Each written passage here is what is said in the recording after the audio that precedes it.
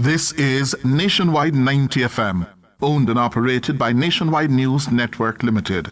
We broadcast from our studios at 14 Ocean Boulevard in the Digicel Center, downtown Kingston, Jamaica. Transmitting on the FM 90 band, 90.3 from Peters Rock in St. Andrew and Murphy Hill in St. Anne. Serving Kingston and St. Andrew, St. Catherine, St. Anne, parts of Clarendon, St. Mary and St. Thomas. 90.5 from Huntley in Manchester, transmitting to St. Elizabeth, Westmoreland, Manchester, Clarendon, rural St. Andrew and parts of St. Thomas. And 90.7 from Cooper's Hill in St. Andrew and Flower Hill in St. James. Serving Westmoreland, Hanover, St. James, sections of Trelawney, Kingston, St. Catherine, Clarendon, St. Mary, Portland and St. Anne. Nationwide 90 FM also broadcasts on YouTube at Nationwide 90 FM Live 2, RevoNews.ai and on Flow on channel 916. Nationwide 90 FM, a new revolution in media. You're listening to Nationwide 90 FM. The time is 6 o'clock. From the studios of Nationwide Radio, morning radio the right way. It's Nationwide This Morning.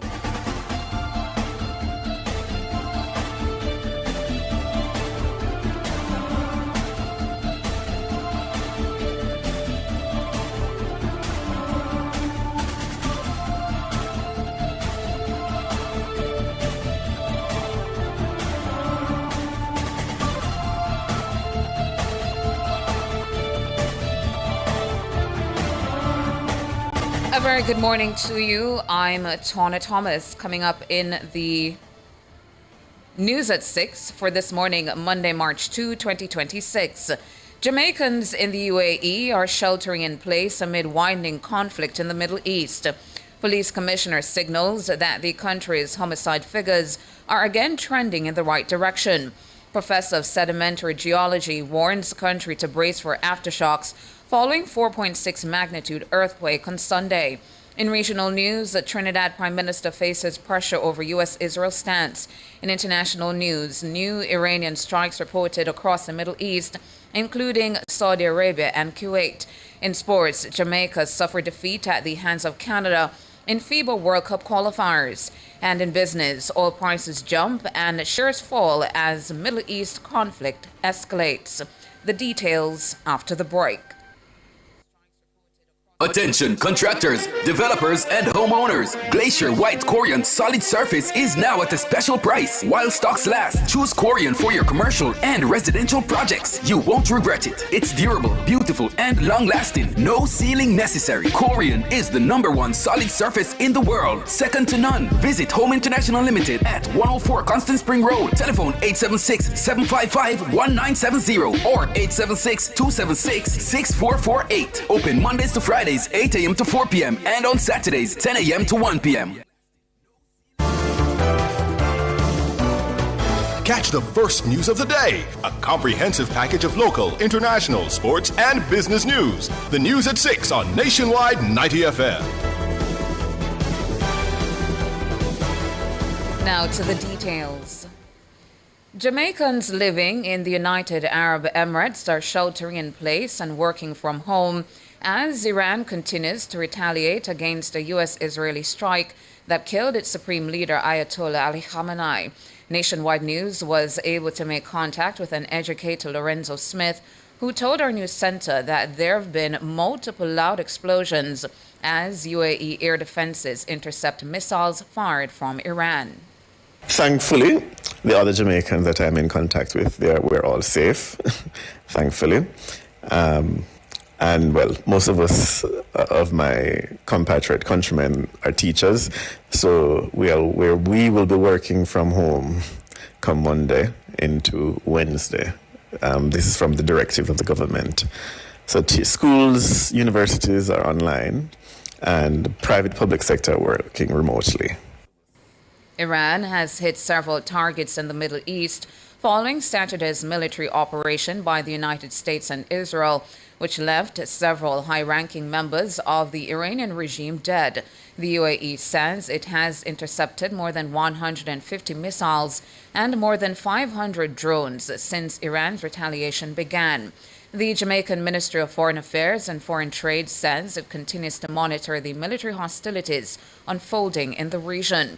Foreign Affairs Minister Kamina Johnson-Smith urged Jamaicans in the Middle East to exercise vigilance and to shelter in place as conditions may require. The minister says the government remains accessible to Jamaicans who may have emergencies.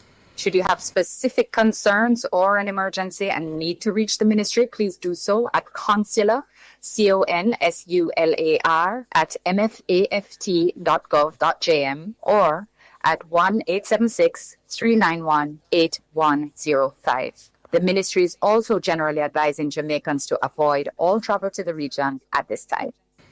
Kamina Johnson-Smith, a Foreign Affairs Minister. Meanwhile, the Iranian Red Crescent Society said Monday that the U.S.-Israeli airstrike campaign targeting Iran has killed more than 500 people so far in the Islamic Republic. The society added that 131 cities have come under attack so far in the war. The U.S.-Israeli air war against Iran expanded on Monday, engulfing Lebanon, with Israel responding to strikes by Hezbollah, while Tehran fired missiles and drones at Israel, Gulf states, and a British airbase in faraway Cyprus.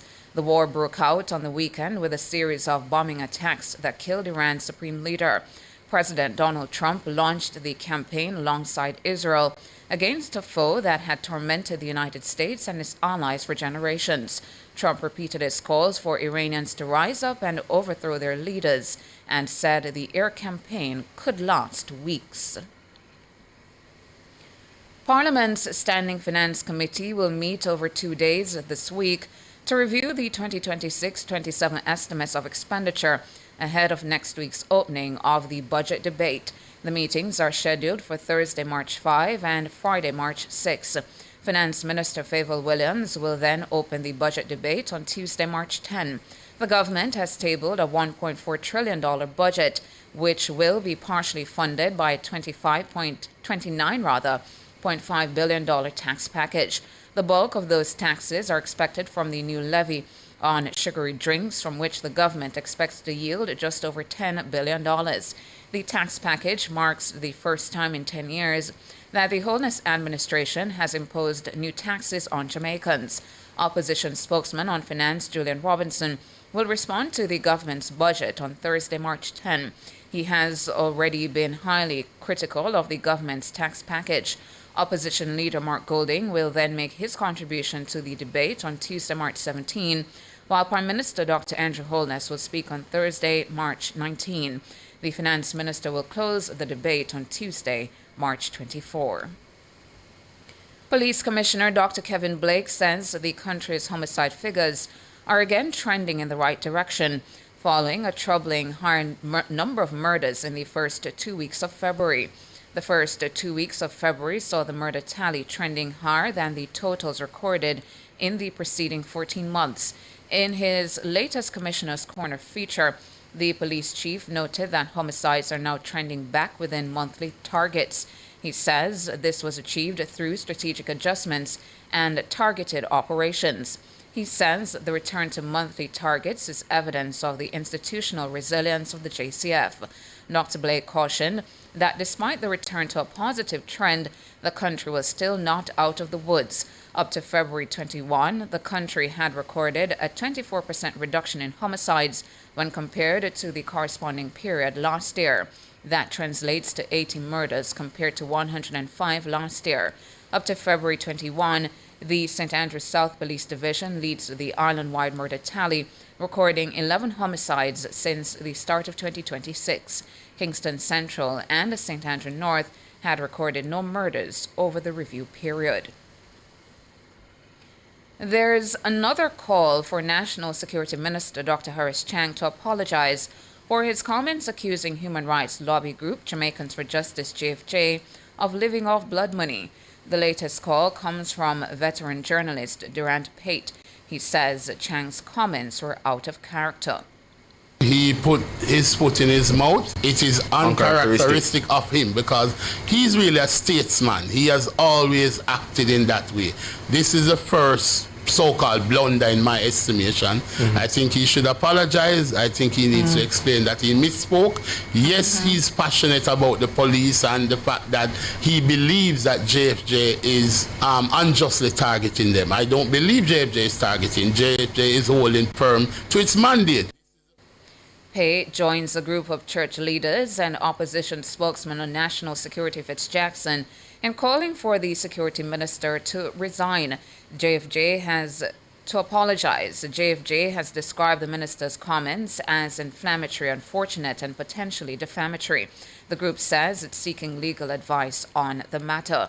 Last week, the youth arm of the governing Jamaica Labour Party, JLP, Young Jamaica, defended the security minister, urging him not to apologize. Pate says the stance is unfortunate.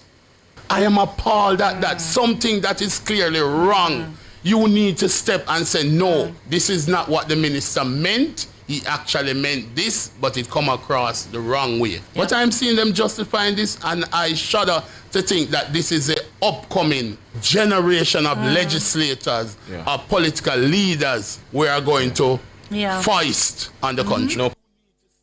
Duran Pate, veteran journalist, he was speaking on Nationwide's weekly review show The Week That Was on Sunday. Now, sections of the island were shaken by a 4.6 magnitude earthquake shortly after 8 Sunday morning.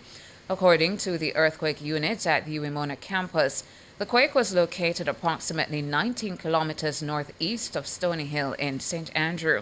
It had a depth of approximately 16 kilometers. The earthquake was felt across sections of Kingston, St. Andrew, St. Catherine, and Clarendon. The Office of Disaster Preparedness and Emergency Management, ODPEM, says there have been no reports of major damage or injuries arising from the quake. According to ODPEM, several aftershocks have been recorded following the main tremor. Sunday's earthquake was the 8th felt tremor since the start of the year. There have been at least 7 other felt tremors between January 8 and February 10. The other earthquakes occurred on January 8, January 15, January 26, January 28, January 30, Sunday, February 8, and Tuesday, February 10. Meanwhile, Professor of Sedimentary Geology at the University of West Indies, Mona Simon Mitchell, says the 3 jolts were recorded on Sunday. He says one was an aftershock of the first 2. Oh, we had to. Nobody felt them. Remember, most of them we don't feel. That's the point. Most we do not feel. It's only when we get a relatively larger one we feel it. So, yeah. But that was still a little shock this morning. I mean, if you talk to your listeners or what you write, if you felt it carefully, you might have felt 3 little jolts. I don't know if you felt it. But. Yeah, well, 2 of them were the earthquake and one was an aftershock. Well, they all were earthquakes, but one was an aftershock of the initial earthquake. It happened at the same time, yeah. Simon Mitchell, Professor of Sedimentary Geology at the University of the West Indies, Mona. The Pediatric Association of Jamaica, PAJ, is applauding the move by the government to impose a tax on non-alcoholic sweet beverages. President of the association, Dr. Ludwig Morris, says the move should help address the country's obesity crisis among children. When you look from 2000, when our obesity rate, especially amongst children, was 5%, and by 2016, just over a decade and a half, our rate was 11%. That was more than doubling the rate. And our health and behavioral lifestyle survey show that approximately 18% of our population overweight or obese, then that's a significant number. And we know that sugar-sweetened beverages are an important contributor to that. Dr. Morris is warning that regular consumption of sugar-sweetened beverages increases children's risk of overweight and obesity, diabetes, high blood pressure, and heart disease later in life. He says that the imposition of the tax in other jurisdictions has yielded positive results.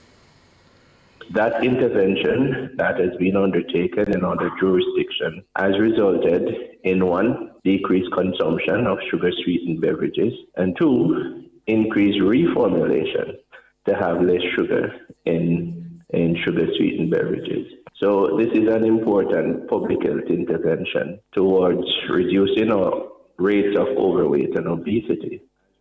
Dr. Ludwig Morris, the president of the Pediatric Association of Jamaica. Meanwhile, Dr. Morris is calling on the government to reinvest the revenues from the special consumption tax on non-alcoholic sweetened beverages into programs that provide children with healthy choices to improve their nutritional needs. Dr. Morris, who is a consultant pediatrician, early nutrition specialist and infection preventionist, is warning that without a robust program of providing healthy alternatives to children, there's a risk of an increase in cardiovascular diseases such as diabetes among children. I think that this is an important intervention, but we don't think that it went far enough. Additionally, we want to know that the revenues that are garnered from this intervention will be reinvested in child-friendly healthcare programs or interventions, like ensuring a full and comprehensive accelerated implementation of this school nutrition policy, which will ensure that children have access to healthy foods, especially in school, including reduction in sugar-sweetened beverages. Dr. Ludwig Morris, the president of the Pediatric Association of Jamaica. Chief Justice Brian Sykes is seeking to assure members of the public that the judiciary is not aiming to boost government revenues when it provides avenues for motorists to settle outstanding traffic tickets. The country's senior judge says the courts are not in the business of helping the executive to boost revenue inflows. As you may have heard, there are traffic days that are coming up, one in St. Catherine, and that was something planned long before there was any desire, expressed or otherwise, to collect a minimum sum from traffic fines. Let me say that as an independent judiciary, the courts are not revenue collecting agencies. Traffic offenses are criminal offenses. They are not revenue earning offenses. And the judiciary will be hosting a traffic ticket public day at the St. Catherine Parish Court on Wednesday. The initiative is aimed at resolving the existing traffic ticket backlog and improving service delivery across the parish courts. The Chief Justice says it has nothing to do with meeting government's budgetary targets. So the judges are not there and will never engage in the business of arm twisting in order to meet particular revenue targets. The aim of the traffic days is to allow persons to have their matters disposed of in an orderly and controlled way. It is not designed to meet any particular revenue target, stated or otherwise. So the person shouldn't feel when they go before any judge for any traffic violation, oh my goodness, the judge is here now to help to meet the budget, and therefore I might be pressured into pleading guilty. Chief Justice Brian Sykes, he was speaking at a recent forum with the journalists put on by the judiciary. Meanwhile, the Court Administration Division, CAD, is seeking to assure the public that mechanisms are in place to ensure that matters proceed smoothly for the Traffic Ticket Public Day initiative on Wednesday at the St. Catherine Parish Court. Director of Client Services, Communications and Information at the CAD, Kadesh Jarrett Fletcher, explained during a recent Jamaica Information Service think tank that there will be substantial expansion of the court's daily operational capacity. That operational capacity should be boosted with 5 courtrooms that will be used to deal exclusively with traffic ticket matters. Mrs. Jarrett Fletcher also said additional judges will be on hand to make sure that the court process continues throughout the day and that it continues efficiently. Registration for the Traffic Ticket Public Day closed on February 20. Mrs. Jarrett Fletcher emphasized that walk-ins will not be accommodated on March 4. The authorities in St. Catherine are faced with the major challenge of addressing a backlog of approximately 200,000 outstanding traffic tickets in the parish. And that's it for the local segment of the news. Up next, regional and international.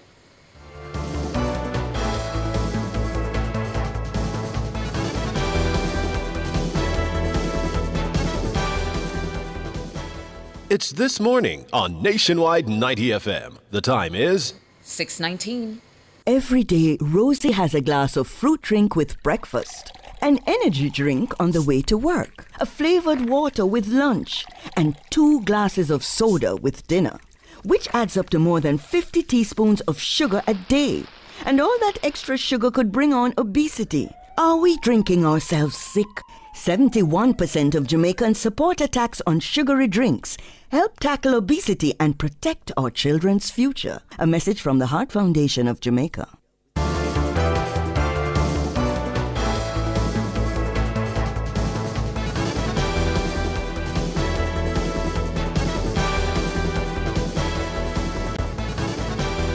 In regional and international news this morning, regional news in Trinidad and Tobago, a Muslim activist is calling on Prime Minister Kamla Persad-Bissessar to meet with the Muslim community ahead of her upcoming meeting with Donald Trump.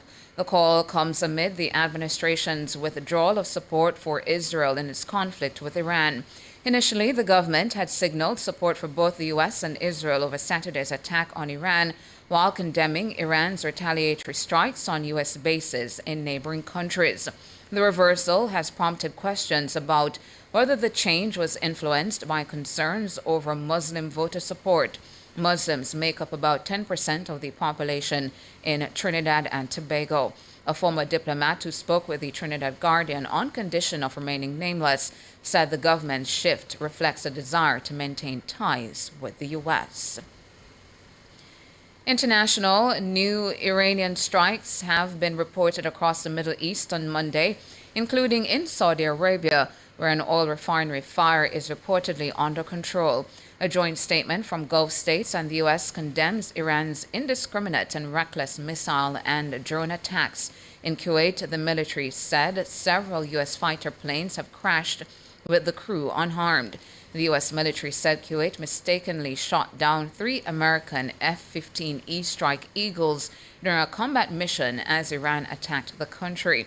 The U.S. military's Central Command said the combat included attacks from Iranian aircraft, ballistic missiles, and drones, the first time Iran's Asian combat fleet has been engaged in the war. In Lebanon, the health ministry says Israeli attacks in Beirut and southern Lebanon have killed at least 31 people.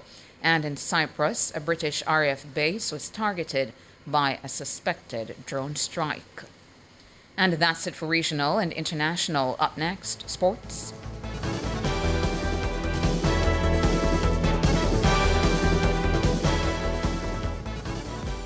The UCC Corporate Education Division is now accepting applications for a series of professional certificate courses offered this semester. Over 75 short courses available in business, HR, computer skills, supervisory management, financial securities management, and so much more. Build productivity and give your workforce the winning edge. Pursue programs on any of our campuses island-wide. On-site at your workplace, online or on demand at your convenience. It's that simple. Apply online at www.ucc.edu.jm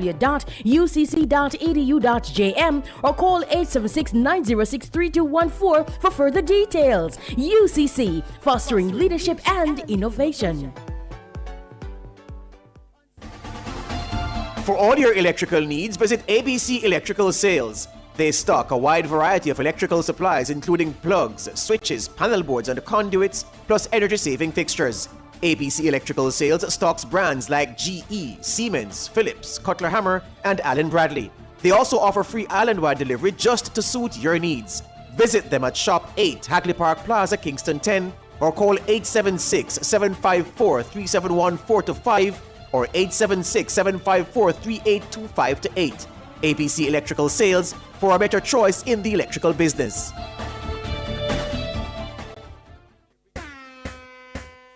From the biggest tracks to the biggest energy, Nationwide keeps it moving.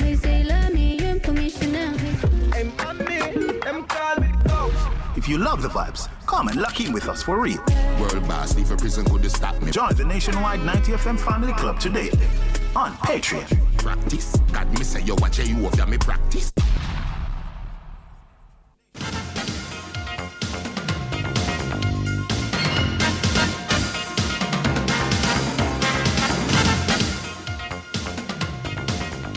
Time now for your morning sports. We begin with some basketball news. Jamaica suffered their second defeat in 4 days at the FIBA Americas Basketball World Cup qualifiers.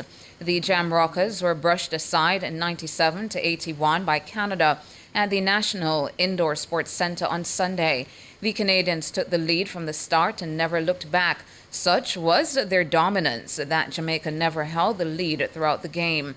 Tyron Delati-Bader was Jamaica's star man with 23 points and 11 rebounds, while for Canada, Marcus Karras bagged 17 points and 6 rebounds.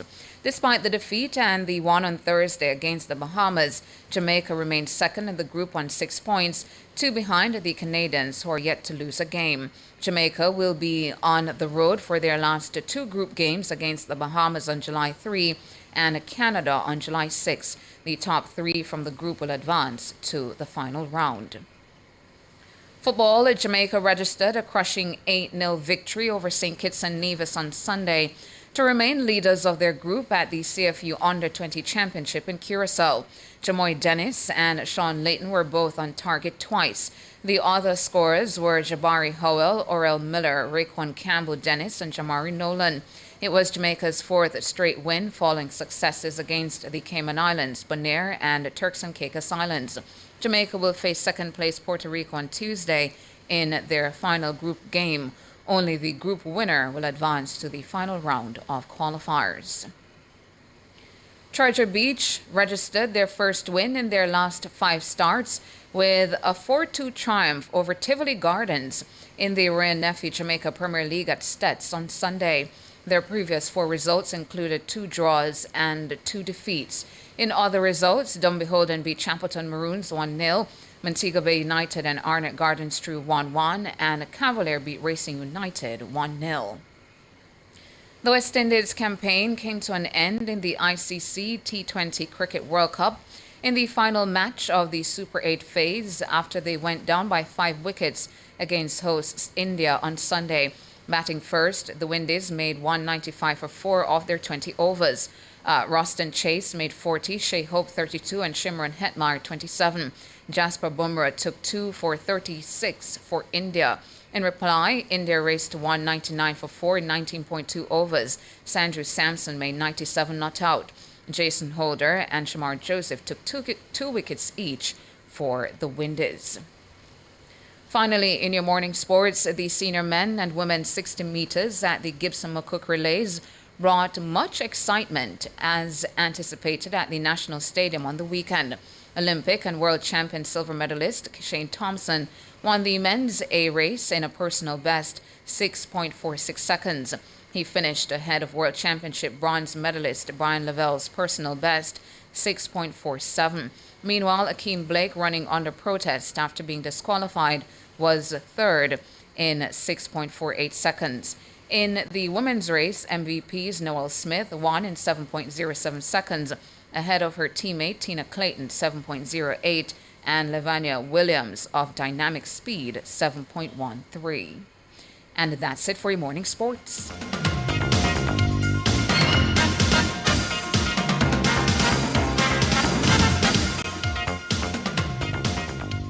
Are you ready to turn your sales and marketing skills into high earnings? Nationwide 90 FM is searching for business development executives to help us grow our business and build lasting client relationships. If you have experience across all stages of the sales cycle and possess strong communication, negotiation, and time management skills with a proven sales track record, this opportunity is perfect for you. Join our team and work with the top corporate brands, media agencies, and of course, our on-air personalities. Enjoy networking opportunities, professional growth, and competitive commissions. Ready to take the next step? Send your resume to hr@nationwidenewsnetwork.com today.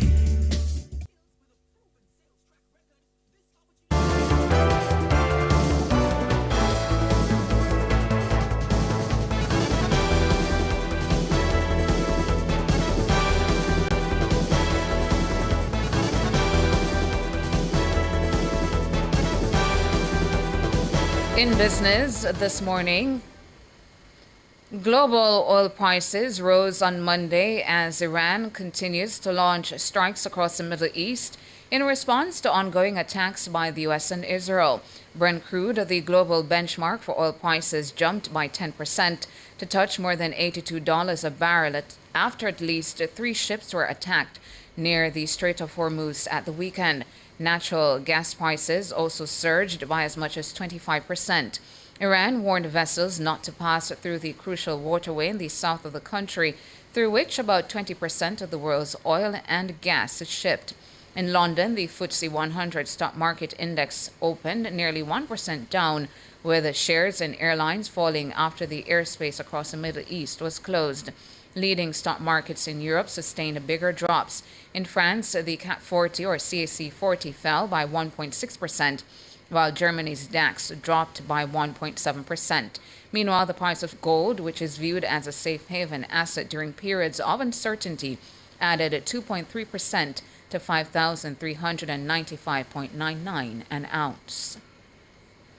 And locally, Seprod Limited has divested its subsidiary International Biscuits Limited, IBL. International Biscuits Limited manufactures products under its proprietary brands, including Butterkist and Snackables. It's also a co-manufacturer for third-party brands, including Ovaltine and Miss Birdie.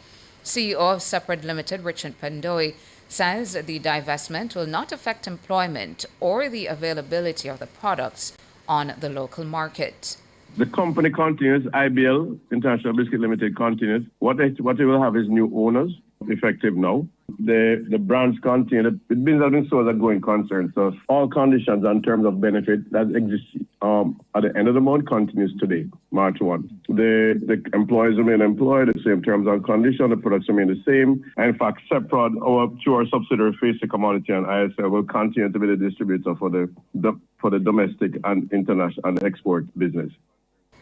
The Seprod CEO says the transaction represents a deliberate and strategic step in aligning the company's portfolio with long-term growth priorities. Meanwhile, Pandoi says Seprod is operating in a challenging business environment characterized by post-Hurricane Melissa realities and geopolitical uncertainty.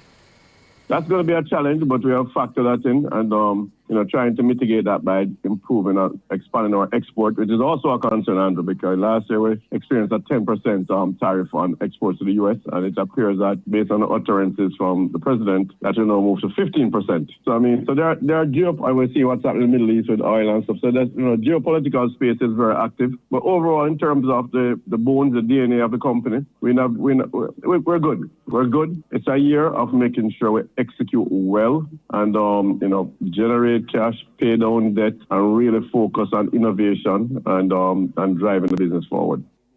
Richard Pandoi, CEO of Seprod Limited. In foreign exchange trading this morning, the Jamaican dollar will open against the benchmark US dollar, selling for an average $157.26. Against the Canadian, the Jamaican will open, selling for an average $118.25.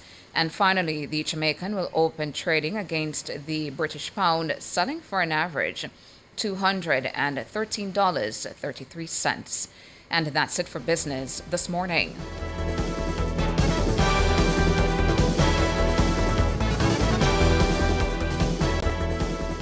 The National Land Agency helps landowners register land through its systematic land registration program. The time by the NLA is 6:33. Every great project starts at Creative Building Finishes, Jamaica's only choice for the best tiles, best bathrooms, and best kitchens. Whether you're designing, building, renovating, or selecting materials for your next project, we offer exceptional quality, standout designs, and expert guidance you can trust. Visit our showroom in Kingston or Traxall, or explore full range online at www.creativebuildingfinishes.com. Creative Building Finishes, your beautiful finish begins here.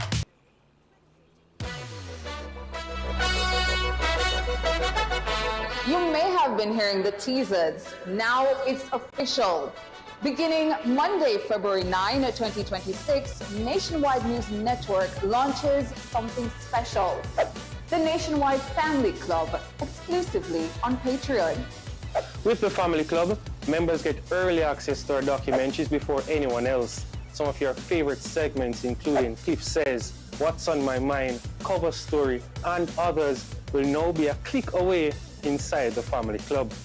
There are 3 tiers of membership. First, Bronze, the Family Insider, behind-the-scenes access, Monday motivational videos, members-only chats, and on-air birthdays and anniversary shoutouts. Second, Savor, nationwide VIP. Breaking news alerts, exclusive documentaries, quizzes, personal milestones celebrated on air, and weekly family roll call mentions.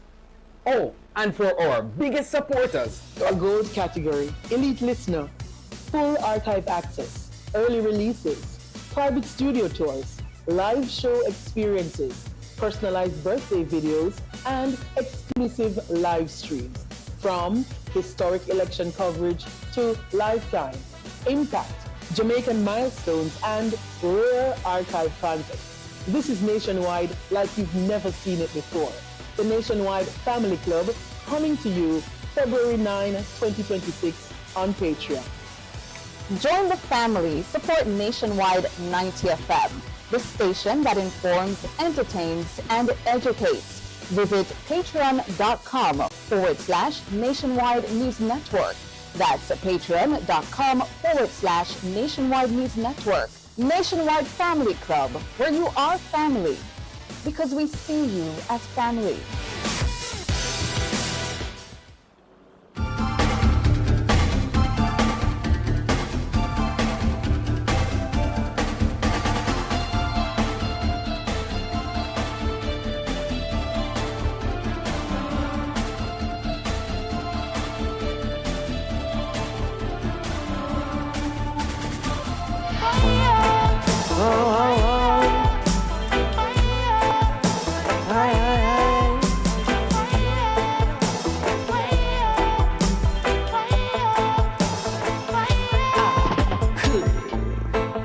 Every morning I rise, peace to my mind when I hail Rastafari.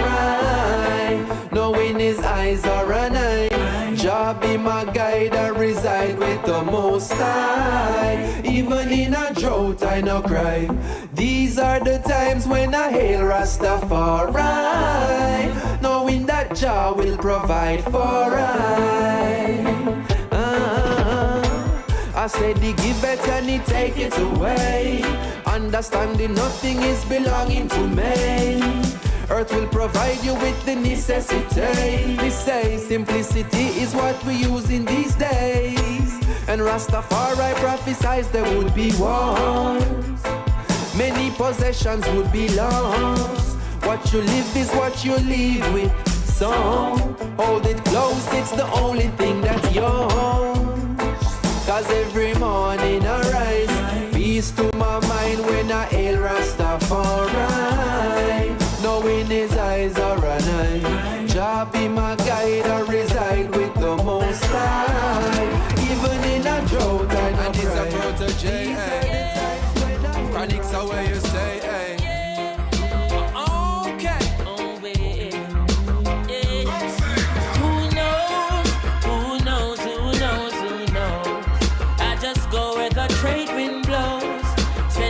To my friends and foes, and I suppose I'm pleased to be chilling in the West Indies. Jah provide all my wants and needs. I got the sunshine, rivers and trees, green leaves. Hey. When me see Jah, me see a way. Drastically straight from hypocrisy, I say, hey. Every man to them own a philosophy. I live the proper way and then me read a chapter daily.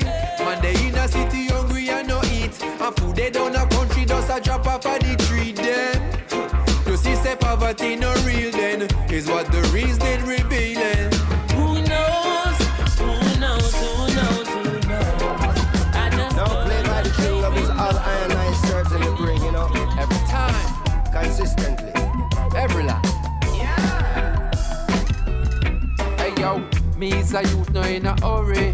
Me love me chickpeas and me tofu curry. God bless me belly full and me never spend no money. 2 big pack chai when me get from me mommy. She never sent Elizabeth, she said baby no worry. Them fresh vegetable Tony Rebel couldn't carry. The only thing she want is another big tune. So call Ricky Cho, Papi put it on tube. Send it on a boom son, baby drop it on speaker. Wait Junior Bang, Junior Gang for the feature. Mix and release, make we trample the bass. 21 guns a load, trigger finger fi squeeze. You are just love, I breathe. And I still life over everything. 24 seasons, nothing don't change. Keep the things straight, so we never switch states. Positive vibes, yes, so we do it. Whatever we need, just put that with it. Gotta wipe out while man I make plans. So in all things, and we have to give thanks, and we have to give thanks. Whoa, yeah.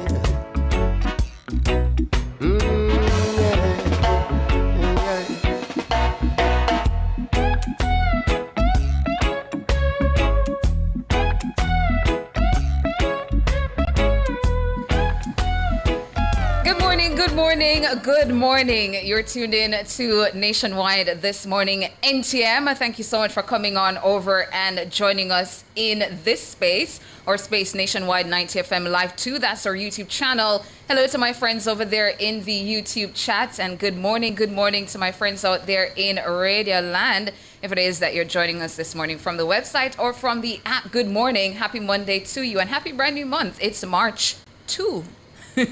Good morning, I'm Tana Thomas. And I'm Said Bernard. Top of the morning to your listeners or viewers, wherever you are, whatever you're doing. And of course, if you're already, sipping on your tea or brewing your coffee, top of the morning to you. And for those of you who are already on the road with us, you're getting yourself to work or dropping your kids to school. Big up yourself, top of the morning to you. It is March, the 3rd month of 2026.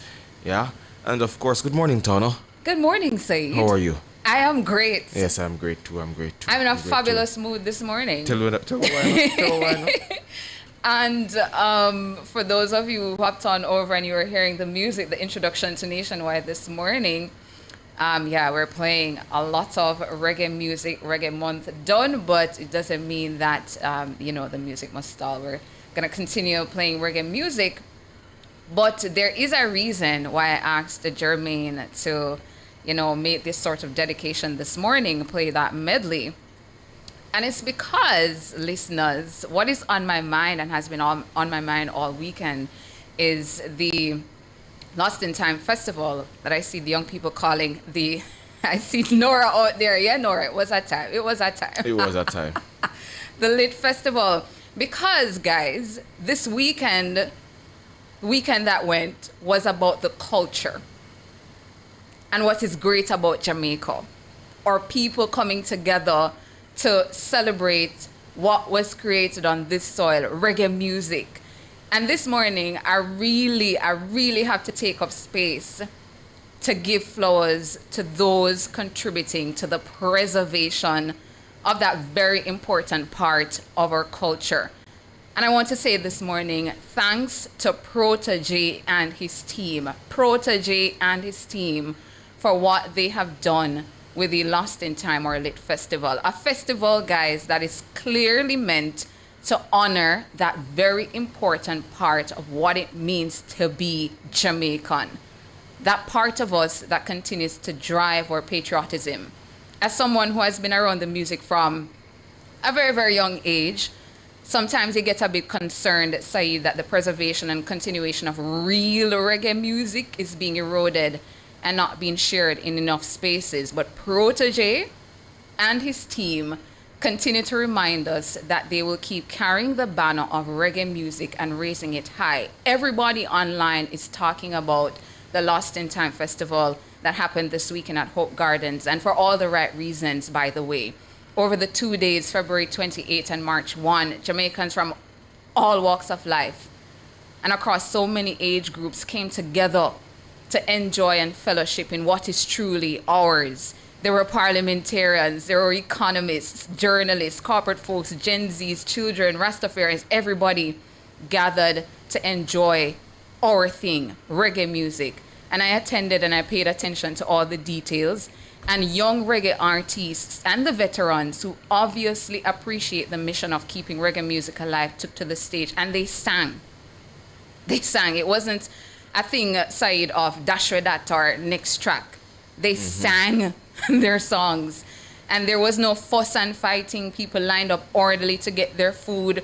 At a point when the sound went on night 2, folks didn't throw bottles or lose order. Instead, people just started singing and waited patiently for the sound to come back. The show started on time. If it wasn't for the sound interruption, perhaps would have ended on time at 10 p.m. And people orderly left after the show ended. Folks followed the instructions of the many members of the Jamaica Constabulary Force that were on scene. And up to this hour, there has not been a report that there was an incident at the Lost in Time Festival. And the festival, to my mind, presents a blueprint for other festivals to lift and replicate at other musical shows being held across the country. It was just admirable, listeners and TMers, to see from a practitioner's eye, because, you know, we're always looking for the story, but just incredible as well as an ordinary Jamaican. Protege and his team is showing the rest of the folks out there that the music is not lost. There are young people in the industry who believe in clean music, backed by a live band made up of drummers, guitarists, folks on flute and saxophones, violins, among other instruments, who are passionate about the authentic sound. And in return, there are thousands of Jamaicans like Saeed and I, because we both attended, showing love and appreciation for it. There's a lot of happiness in the world and in Jamaica this morning because of what happened at Lost in Time, yesterday and on Saturday. And despite the geopolitical tensions of all kind, some of it close to home as well, but within all of us, reggae, as it often does, creates a space for us to put aside that for a moment, if even for a moment, and full joy ourselves. And last evening, the singers and the DJs, what was interesting, you know, they encourage people to turn to strangers and say hello, hug somebody, tell them that you love them. And a lot of people followed the instructions, and I was happy about that. And I can't recall the last time, Said, I went to a festival and saw that sort of treatment from those leading a show. People on stage telling you, turn to somebody who's beside you. It's a stranger, but say hello. Tell somebody, you know, I love you, Jamaican, citizens of this country, big up yourself.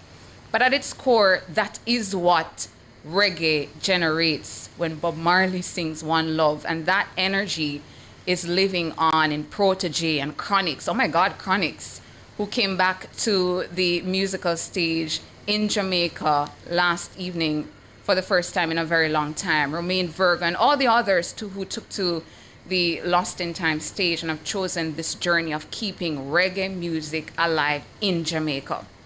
You're seeing reggae music done in other places in the world and people getting Grammys for it. But in Jamaica, I'm happy this morning that authentic reggae music is being kept alive by young people who are continuing to carry and raise that banner high. They're doing it for the love, not for the likes. And this morning I take absolute pleasure in giving Lost in Time and all who made it possible their flowers. And that is what is on my mind. Every time I rise, we do it for the love and I do it for the light. Do it for the love and I do it for the light.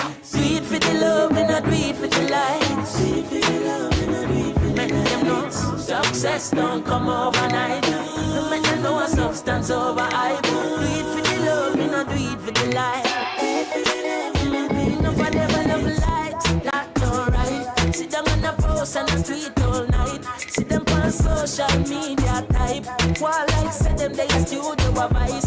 Oh, me never put them up on no flight.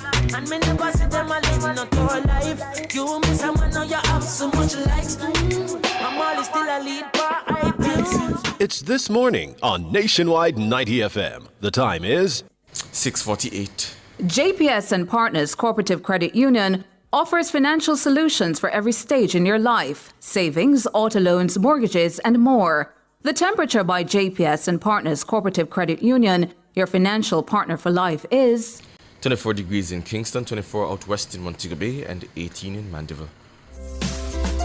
Jamaica Post is committed to being your preferred logistics partner. Enjoy the convenience of 3 to 5 days for international shipments at competitive rates and next business day delivery for local packages. Take advantage of our fast, reliable and ever-evolving services: Zip Mail, Click and Ship, Fast Track, EMS, Parcel Service, Registered Mail, Corporate Mail Service and Private Letterbox. Access customer service support and track packages online. Visit our post offices island-wide and premium service centers at select locations. For more information, go to jamaicapost.gov.jm. Conditions apply. For all your electrical needs, visit ABC Electrical Sales. They stock a wide variety of electrical supplies including plugs, switches, panel boards and conduits, plus energy-saving fixtures. ABC Electrical Sales stocks brands like GE, Siemens, Philips, Cutler Hammer and Allen Bradley. They also offer free island-wide delivery just to suit your needs. Visit them at Shop 8, Hagley Park Plaza, Kingston 10, or call 876-754-371-4-5 or 876-754-3825-8. ABC Electrical Sales, for a better choice in the electrical business.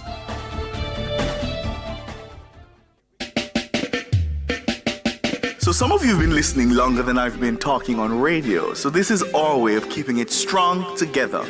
Join the Nationwide 90 FM Family Club on Patreon and stay with us.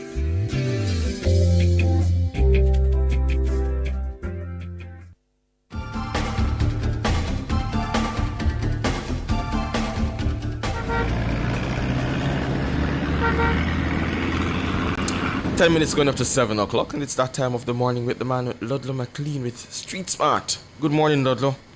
Morning, Saeed and Sona. Morning time. Morning to you, Ludlow.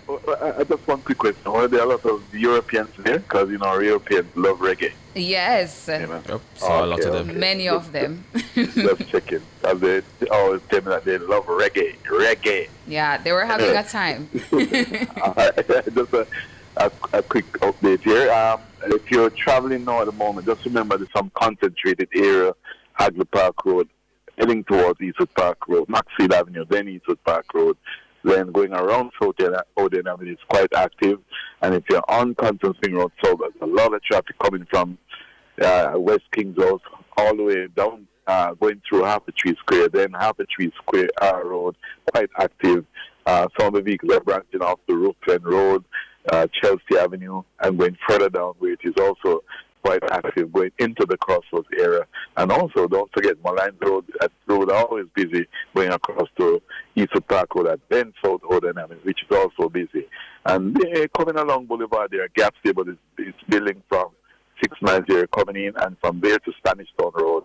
Also remember that Reddy's Road has some traffic, but it's moving.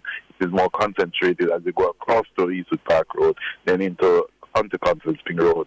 And remember, at this time it's peaking, so by the time we get to 7:15, 7:20 thereabout, you're definitely going to have more traffic in other areas. So for the time being, traffic is building. Peaks later on during the course of the morning. So until 7:20 thereabout, it's back to you, Saeed. Thank you so much, Ludlow. That's Street Smart. Up next, your word of the day.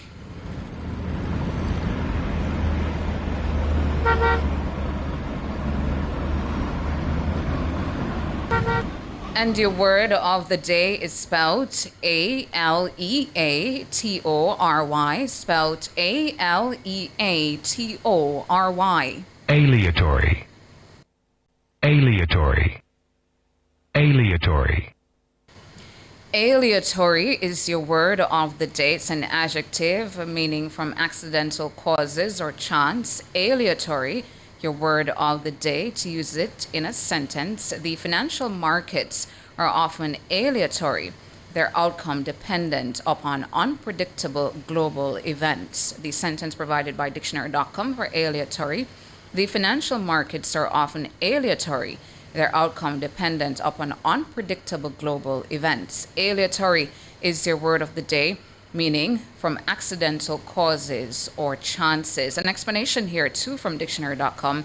Something aleatory depends on chance or randomness rather than design. The word comes from a Latin term meaning gambler. evoking the uncertainty of a roll of the dice. Bingo players, gamers, and speed daters all have aleatory moments where unpredictability is part of the fun. Up next, your features at the top of the hour, the news. Today on Living Well, get up, stand up. Stand up for your lives. This is by far my favorite song from the late, great Robert Nesta Marley. Of course, I have changed the last word in the title to lives. This being said, I'm using this title to make a very important point. We're being besieged by many things externally and internally that is threatening to drag us to the abyss. Our mental health is under siege, physical health and spiritual health. However, since this contributor can only comment at this time about the things that impact our health, let's get started. Every single person should take the time to learn and understand what is happening in the environment, which in this case, the immediate environment being Jamaica, and the external one every place else outside of Jamaica, especially those places that impose and enact international trade laws. Let's walk it out together. Some of the following quotes can be attributed to the Pan American Health Organization. There are 2,512.77 tons of pesticides imported into Jamaica in 2005 and 3,056.31 tons in 2010. Adopting more environmentally friendly farming practices would decrease the amount of pesticides used, benefiting the agricultural sector, close quote. Over the past 25 years, non-communicable diseases have become the leading cause of death in Jamaica.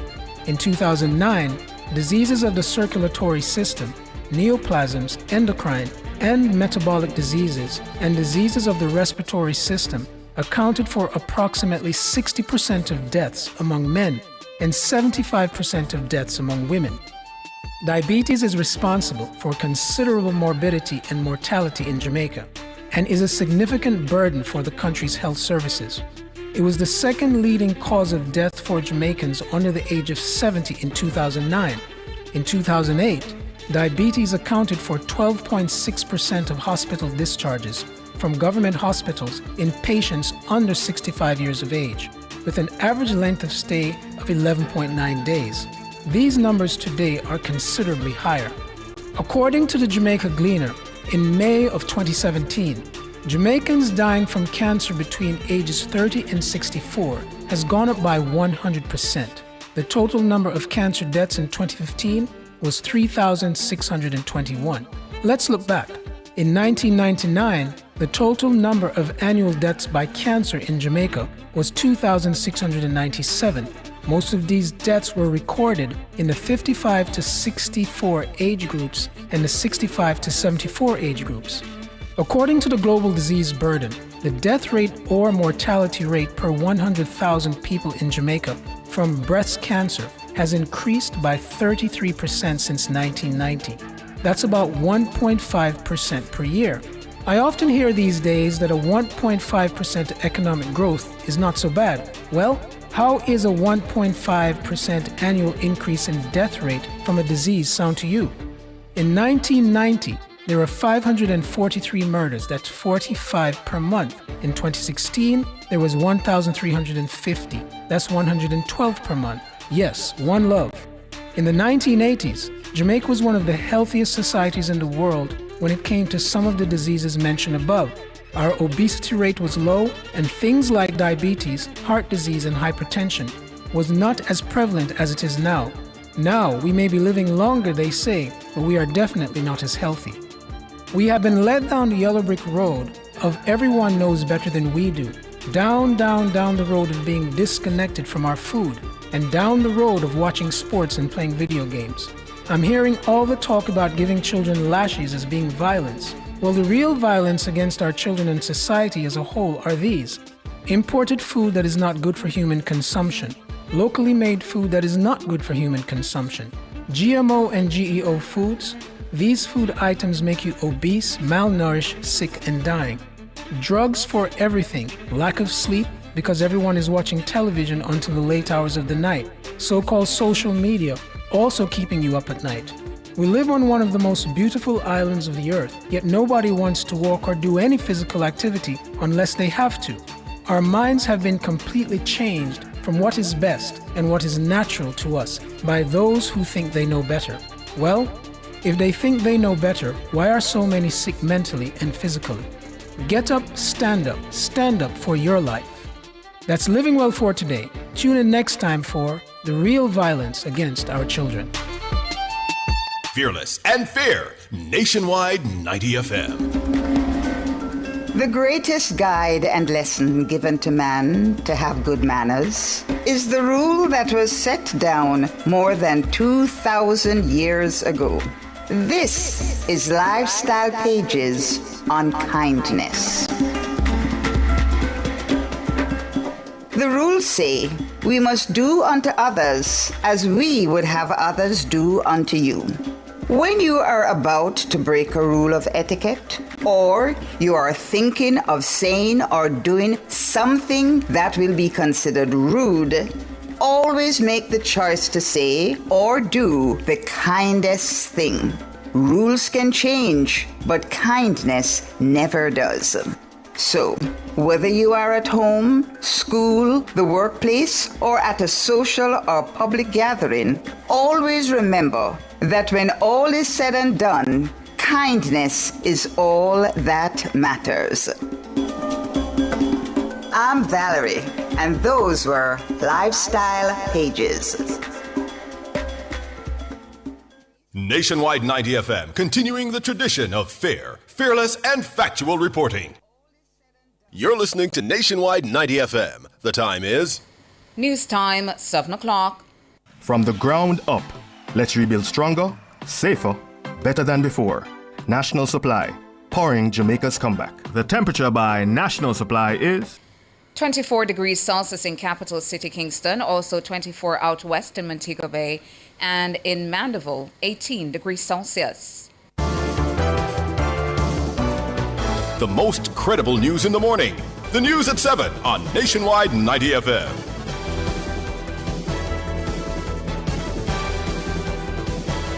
Coming up in the news at 7 for this morning, Monday, March 2, 2026. Jamaicans in the UAE are sheltering in place amid widening conflict in the Middle East. Police commissioner signals that the country's homicide figures are again trending down following a spike in February. Earthquake expert warns country to brace for aftershocks following tremors on Sunday. And in international news, the UK advises its citizens in the Middle East to shelter in place as government plans evacuation. The details after the break.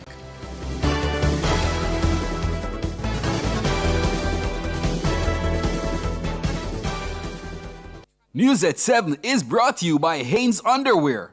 Cool, comfortable clothing all day long. If it's news, it's got to be Nationwide 90 FM.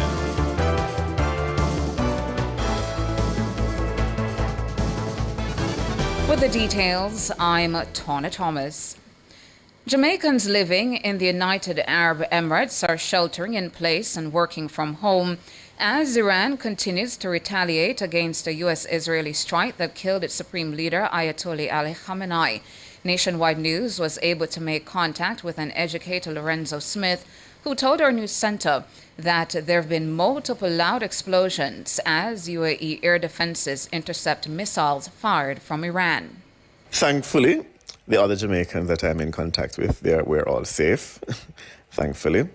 And well, most of us, of my compatriot countrymen, are teachers, so we will be working from home come Monday into Wednesday. This is from the directive of the government. So schools, universities are online, and private public sector are working remotely. Iran has hit several targets in the Middle East following Saturday's military operation by the United States and Israel, which left several high-ranking members of the Iranian regime dead. The UAE says it has intercepted more than 150 missiles and more than 500 drones since Iran's retaliation began. The Jamaican Ministry of Foreign Affairs and Foreign Trade says it continues to monitor the military hostilities unfolding in the region. Foreign Affairs Minister Kamina Johnson-Smith urged Jamaicans in the Middle East to exercise vigilance and to shelter in place as conditions may require. The minister says the government remains accessible to Jamaicans who may have emergencies. Should you have specific concerns or an emergency and need to reach the ministry, please do so at consular, CONSULAR, at mfaft.gov.jm or at 1-876-391-8105. The ministry is also generally advising Jamaicans to avoid all travel to the region at this time. Kamina Johnson-Smith, the Foreign Affairs Minister. Meanwhile, the Iranian Red Crescent Society said Monday that the U.S.-Israeli airstrike campaign targeting Iran has killed more than 500 people so far in the Islamic Republic. The society added that 131 cities have come under attack so far. The U.S.-Israeli air war against Iran expanded on Monday, engulfing Lebanon, where Israel said it was responding to strikes by Hezbollah. And Tehran continued to fire missiles and drones at Israel, Gulf states, and a British airbase in faraway Cyprus. President Donald Trump launched the campaign alongside Israel against a foe that had tormented the United States and its allies for generations. Trump repeated his calls for Iranians to rise up and overthrow their leaders, and said the air campaign, could last weeks. Parliament's Standing Finance Committee will meet over 2 days this week to review the 2026-27 estimates of expenditure ahead of next week's opening of the budget debate. The meetings are scheduled for Thursday, March 5 and Friday, March 6. Finance Minister Favour Williams will then open the budget debate on Tuesday, March 10. The government has tabled a $1.4 trillion budget, which will be partially funded by a $29.5 billion tax package.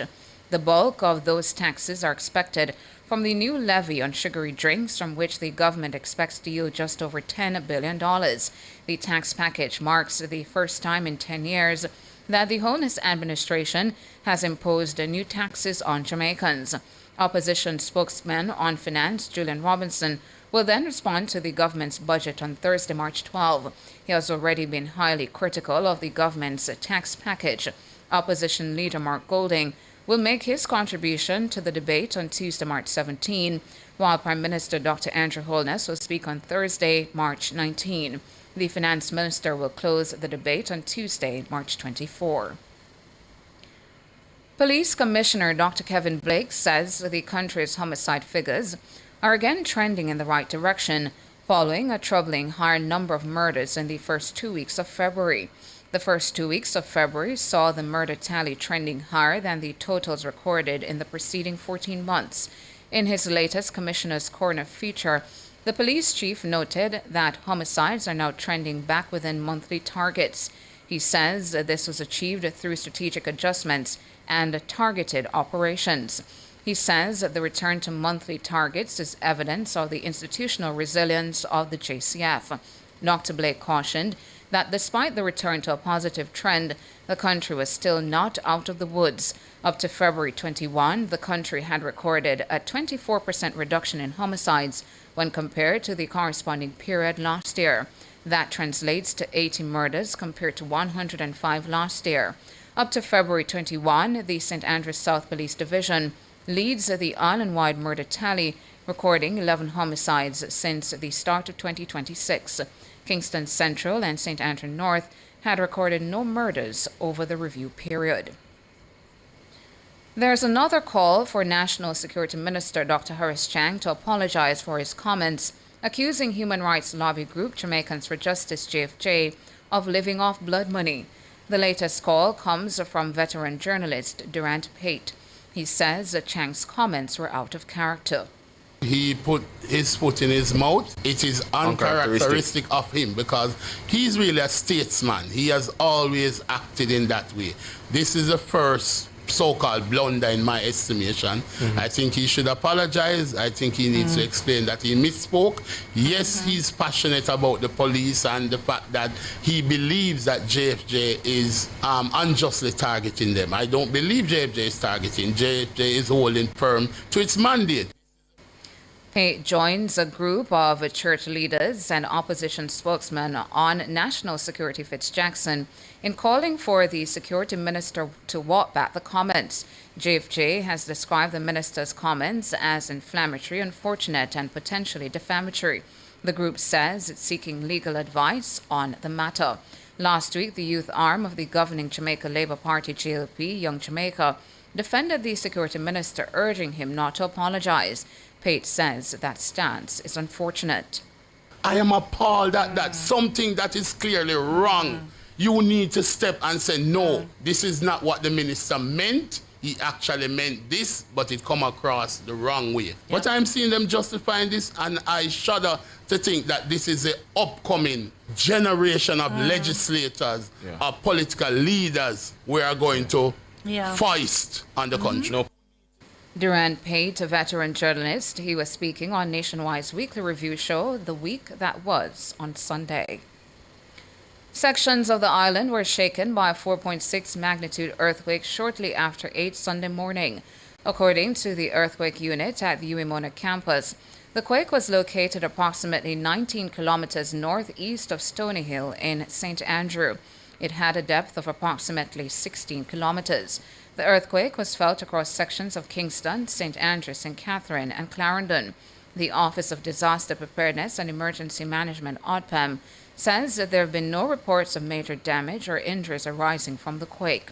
According to ODPEM, several aftershocks have been recorded following the main tremor.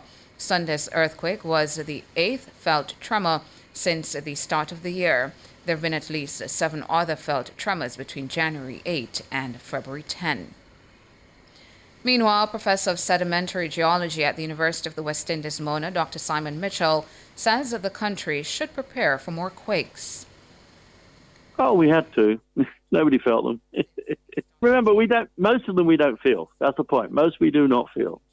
It's only when we get a relatively larger one we feel it. So, yeah. But that was still a little shock this morning. I mean, if you talk to your listeners or what you write, if you felt it carefully, you might have felt 3 little jolts. I don't know if you felt it. But yeah, well, 2 of them were the earthquake and 1 was an aftershock. Well, they all were earthquakes, but 1 was an aftershock of the initial earthquake. It happened at the same time, yeah. Professor Mitchell says Sunday's earthquakes occurred at 3 different parts of the same fault. Normally, we'd say feeling a lot of earthquakes in a relatively short time is relatively unusual. Let's put it like that. But also, I would say there's a second thing in there, and the fact that the earthquakes you felt are on 3 different parts of the fault system.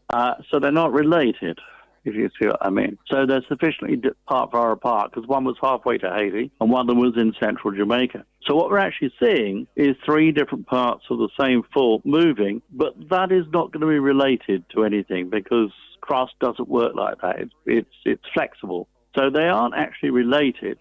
It just happens to be that they're actually happening at the same, or in a very close proximity in time. Dr. Simon Mitchell, Professor of Sedimentary Geology at the University of the West Indies, Mona. The Pediatric Association of Jamaica has welcomed the move by the government to impose a tax on non-alcoholic sugary beverages. President of the association, Dr. Ludwig Morris, says that the move should help address obesity in children. When you look from 2000, when our obesity rate, especially amongst children, was 5%, and by 2016, just over a decade and a half, our rate was 11%. That was more than doubling the rate. And our health and behavioral lifestyle survey showed that approximately 18% of our population overweight or obese, then that's a significant number. And we know that sugar-sweetened beverages are an important contributor to that. Dr. Morris is warning that regular consumption of sugar-sweetened beverages increases children's risk of becoming overweight and obese. It also increases the risk of diabetes, high blood pressure, and heart disease later in life. He says that the imposition of the tax in other jurisdictions has yielded positive results. That intervention that has been undertaken in other jurisdictions has resulted in 1, decreased consumption of sugar-sweetened beverages, and 2, increased reformulation to have less sugar in in sugar-sweetened beverages. So this is an important public health intervention towards reducing our rates of overweight and obesity. Dr. Ludwig Morris, president of the Pediatric Association of Jamaica. Meanwhile, Dr. Morris, who is a consultant pediatrician, early nutrition specialist, and infection preventionist, wants the government to reinvest the revenues from the special consumption tax into programs that provide children with healthy meal options. I think that this is an important intervention, but we don't think that it went far enough. Additionally, we want to know that the revenues that are garnered from this intervention will be reinvested in child-friendly healthcare programs or interventions, like ensuring a full and comprehensive accelerated implementation of this school nutrition policy, which will ensure that children have access to healthy foods, especially in school, including reduction in sugar-sweetened beverages. Dr. Ludwig Morris, the president of the Pediatric Association of Jamaica. Chief Justice Brian Sykes is seeking to assure members of the public that the judiciary is not aiming to boost government revenues when it provides avenues for motorists to settle outstanding traffic tickets. The country's senior judge says the courts are not in the business of helping the executive to boost revenue inflows. As you may have heard, there are traffic days that are coming up, one in St. Catherine, and that was something planned long before there was any desire, expressed or otherwise, to collect a minimum sum from traffic fines. Let me say that as an independent judiciary, the courts are not revenue collecting agencies. Traffic offenses are criminal offenses. They are not revenue earning offenses. The judiciary will be hosting a traffic ticket public day at the St. Catherine Parish Court on Wednesday. The initiative is aimed at resolving the existing traffic ticket backlog and improving service delivery across the parish courts. The Chief Justice says it has nothing to do with meeting government's budgetary targets. So the judges are not there and will never engage in the business of arm twisting in order to meet particular revenue targets. The aim of the traffic days is to allow persons to have their matters disposed of in an orderly and controlled way. It is not designed to meet any particular revenue target, stated or otherwise. So the person shouldn't feel when they go before any judge for any traffic violation, oh my goodness, the judge is here now to help to meet the budget, and therefore I might be pressured into pleading guilty. Chief Justice Brian Sykes, he was speaking at a recent forum with the journalists put on by the judiciary. To regional, rather international news, British Foreign Minister Yvette Cooper said on Monday her team was looking at all options, including evacuation, to help hundreds of thousands of UK citizens leave Gulf countries which are being targeted by Iran. There are an estimated 300,000 British citizens in Gulf countries. Just over 100,000 of them have registered their presence with the UK government since the attacks started on Saturday. Cooper says for now, British nationals should follow local advice and shelter in place. She said her department had sent rapid deployment teams to the region to work with the travel industry. In the meantime, China has evacuated 3,000 of its nationals from Iran since the U.S. and Israel began their assault on the country. The Foreign Ministry said that Chinese embassies and consulates in nearby countries had stepped in to help Chinese citizens affected by the conflict. And that's it for the news at 7.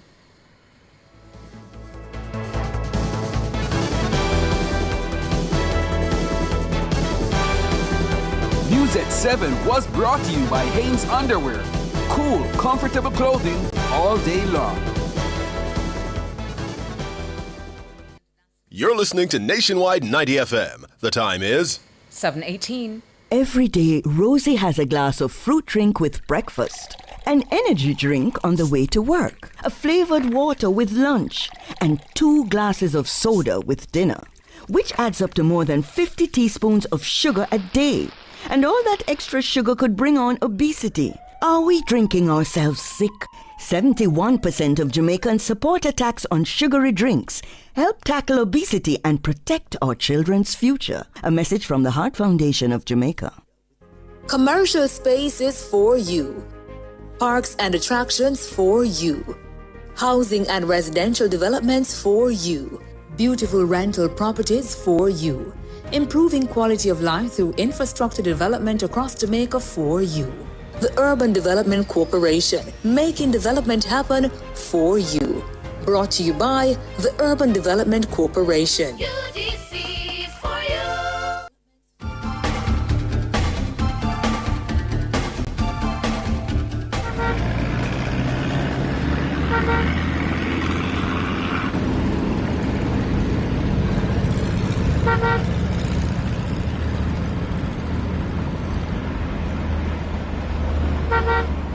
That time of the morning when we get our second report of Street Smart with Ludlow McLean. Hey to you, Ludlow.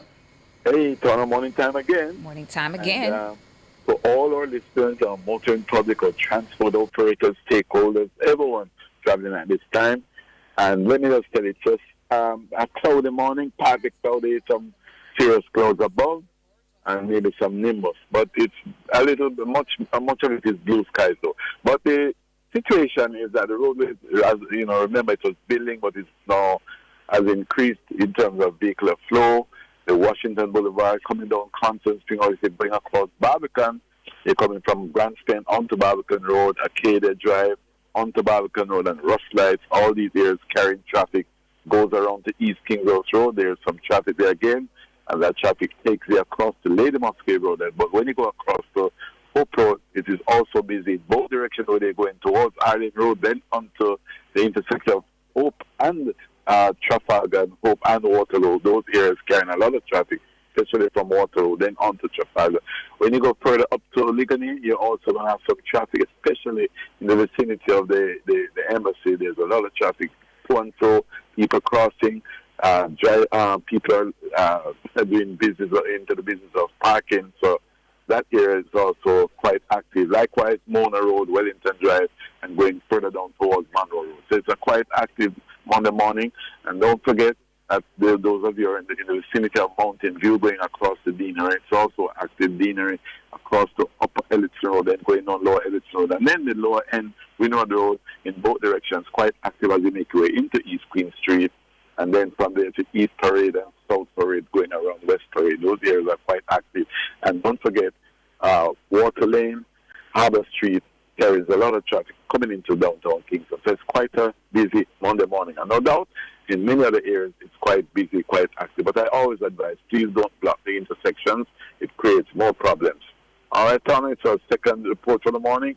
And I like that report about the sugary drink, but it's not only sugary drinks. But another time we talk about that, okay? Certainly, Have a good morning. Certainly. You have a good morning as well. That's it for Street Smart with Ludlow McLean. Up next, the front page.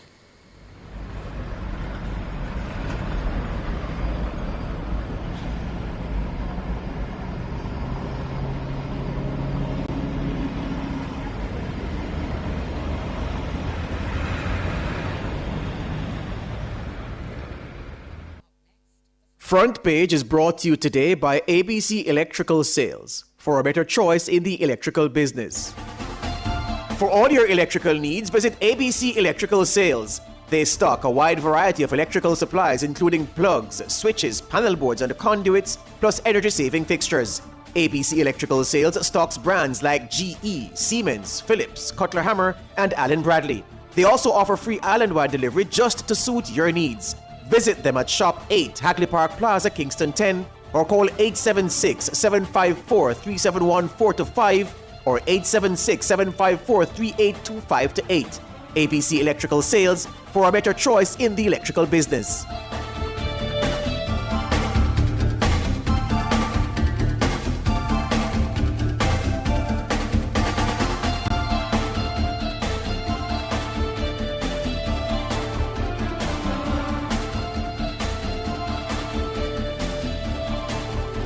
7:23, thank you so much for staying with us. We are now on the front page. The Pediatric Association of Jamaica is hailing the tax on sugary beverages as a step forward for children's health. The association says the country is facing a growing burden of childhood overweight and obesity.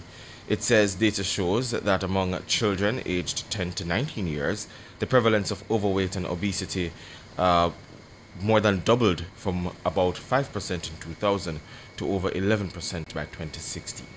Studies among primary school aged children 6 to 10 years old in the Northeast Health Region report a combined overweight and obesity prevalence of approximately 18%, while school health assessments conducted between 2010 and 2017 found that nearly 1 in 3 school-aged children assessed were overweight or obese.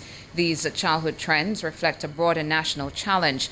The Jamaica Health and Lifestyle Survey 2016-17 reported that more than half of Jamaicans aged 15 years and older were overweight or obese. The PHH says excess weight in childhood often continues into adulthood and is linked to preventable non-communicable diseases and rising healthcare costs. The president of the Pediatric Association of Jamaica is Dr. Ludwig Morris, and he joins us now. Good morning to you, Dr. Morris. Good morning, Dana. And Saeed is my co-host. Thank you so much for joining us here on Nationwide this morning. Now, Dr. Ludwig, Dr. Morris, how do you respond to concerns that this measure may disproportionately affect some lower income families?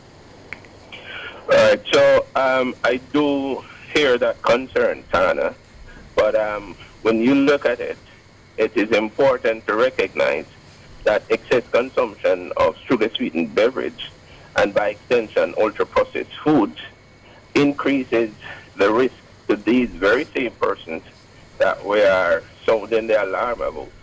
And therefore it is important that we not be tunnel vision and think that sugar-sweetened beverage is going to solve that problem for these persons. Rather, we need to ensure that healthy foods are actually available to these persons and that policies are put in place to ensure that they have access to healthier choices rather than them having excess consumption of these products that are not nutritious, very high in sugar, very high in salt, very high in fat, which are the foundation of many of these chronic non-communicable diseases, but rather ensure that we support programs that does the opposite, increase consumption of water, increase consumption of fruits, increase consumption of vegetables, if it is that we're going to make a dent into our overweight and obesity problem, which is the main driver of our chronic non-communicable diseases. Mm-hmm. So as it relates to then the reshaping of the food environment, because the PJ, you guys have said that the tax is not about punishing consumers, but reshaping the food environment. You're saying that there needs to be further policy to drive the consumption of healthy food as opposed to just deterring from sugary drinks. Yes, and the school nutrition program is one such intervention that has been welcomed, and that is something that should be supported, where healthy choices is being made available and will be made available in schools and reduce the consumption of sugary beverage and other unhealthy foods in our school environment. So what do you make of the study then that the children assessed between 2010 and 2017? I believe it was 1 in 3 of those children assessed. They were overweight or obese. So that is very alarming. But it is in keeping with the global trend that we, by 2035, which is just around the corner, 1 in 2 of the world's population is expected to be overweight or obese. And that is very alarming. In the recently, well, not so recent, just under a decade ago, our Health and Lifestyle Survey showed that over 1 in 2 Jamaicans 15 years and older are overweight and obese. So this is an alarming trend. And what we must also understand is that in terms of our access to some of the treatments for the complications of overweight and obesity, which is heart disease, that is also limited in our environment. So one, we have to ensure that we start the process now in the young to address the drivers of these conditions, whilst it is that we invest the funds that are collected from these taxes in programs that will ensure that we have an healthier society. Doc, we've been using the terms overweight and obese for the clarity of our listeners, because sometimes Jamaicans tend to use the words interchangeably. So for the clarity of our listeners, could you tell us the distinction between overweight and obese? Alrighty, so the body mass index is what is used to characterize overweight and obesity, and the body mass index is your weight in kilograms divided by your height in meters squared.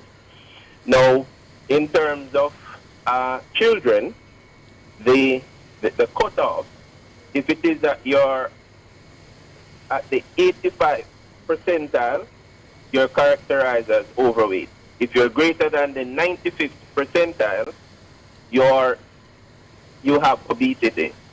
If it is that you're greater than 120% of the 95th percentile, then you have severe obesity. And as it is that you go along that continuum, the risk increases in terms of complications. I see. So, based on what you've just explained, if we continue it being, overweight and obese, especially with our children, could you paint a picture as to the strain and the circumstance, the context that we'll be facing in a few years' time?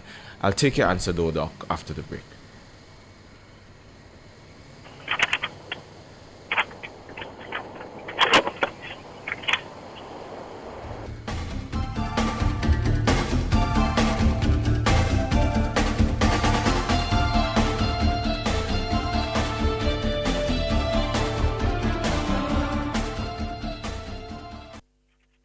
Jamaica live good, yeah. I make we enjoy life, while we feel safe at night. Jamaica live good. Jamaica, stop the killing and give up the guns. Just live good now. The time brought to you by the Ministry of National Security and Peace is 7:31. Hey, my peeps, get this on the regular. Your HIV status if you consider. The least you ever test once a year. Just 15 minutes and your status clear. Cause it might not show up on your timeline and you learn too late, so you're out of time. A progressive future, mandatory. Real long life, our story. You hear? Remember, update your status in a real life. Go HIV test today. Just 15 minutes and your status clear. Real long life, our story. Real long life was a youth coming from the Ministry of Health and Wellness. This station raised me. It gave me a voice. And if Nationwide has ever meant something to you, come on in. Join the Nationwide 90 FM Family Club today on Patreon.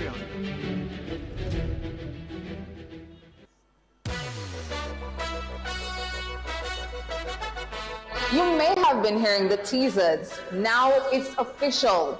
Beginning Monday, February 9, 2026, Nationwide News Network launches something special. The Nationwide Family Club, exclusively on Patreon. With the Family Club, members get early access to our documentaries before anyone else. Some of your favorite segments, including Cliff Says, What's on My Mind, Cover Story, and others, will now be a click away inside the Family Club. There are 3 tiers of membership. First, Bronze, the Family Insider, behind-the-scenes access, Monday motivational videos, members-only chats, and on-air birthdays and anniversary shoutouts.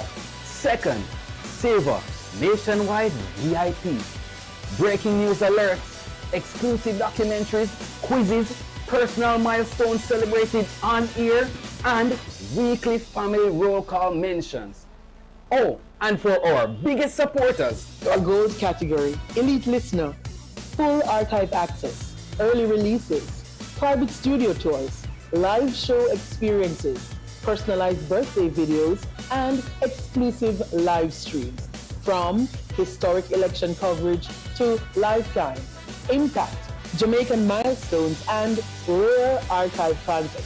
This is Nationwide like you've never seen it before. The Nationwide Family Club coming to you February 9, 2026 on Patreon. Join the family, support Nationwide 90 FM, the station that informs, entertains, and educates. Visit patreon.com/Nationwide News Network. That's patreon.com/Nationwide News Network. Nationwide Family Club, where you are family, because we see you as family.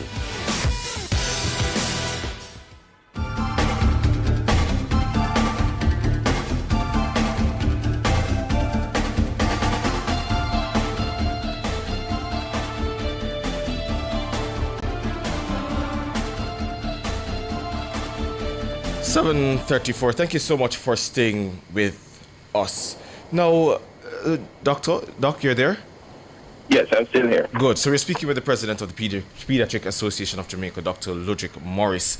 And based on what you've told us, I was asking you, if we continue on the trends that we're seeing now as it regards the consumption of sugary drinks, especially in our children, what paint a real scenario as to what we're looking at? What are we looking at in the future? So at this point in time, we're confronting literally a public health emergency, because what is happening now is that from very early, we have the conditions that set us up for increase in our rates of hypertension, our rates of diabetes. But not only these conditions, overweight and obesity increases psychosocial problems, including issues of bullying in school, issues of low self-esteem, eventually depression.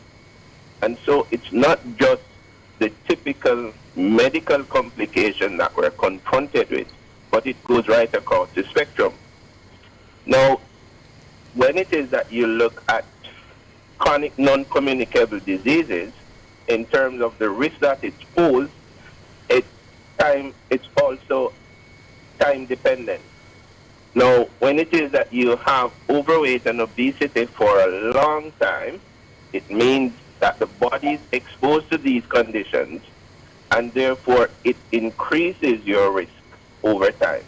So having it in childhood increases your risk.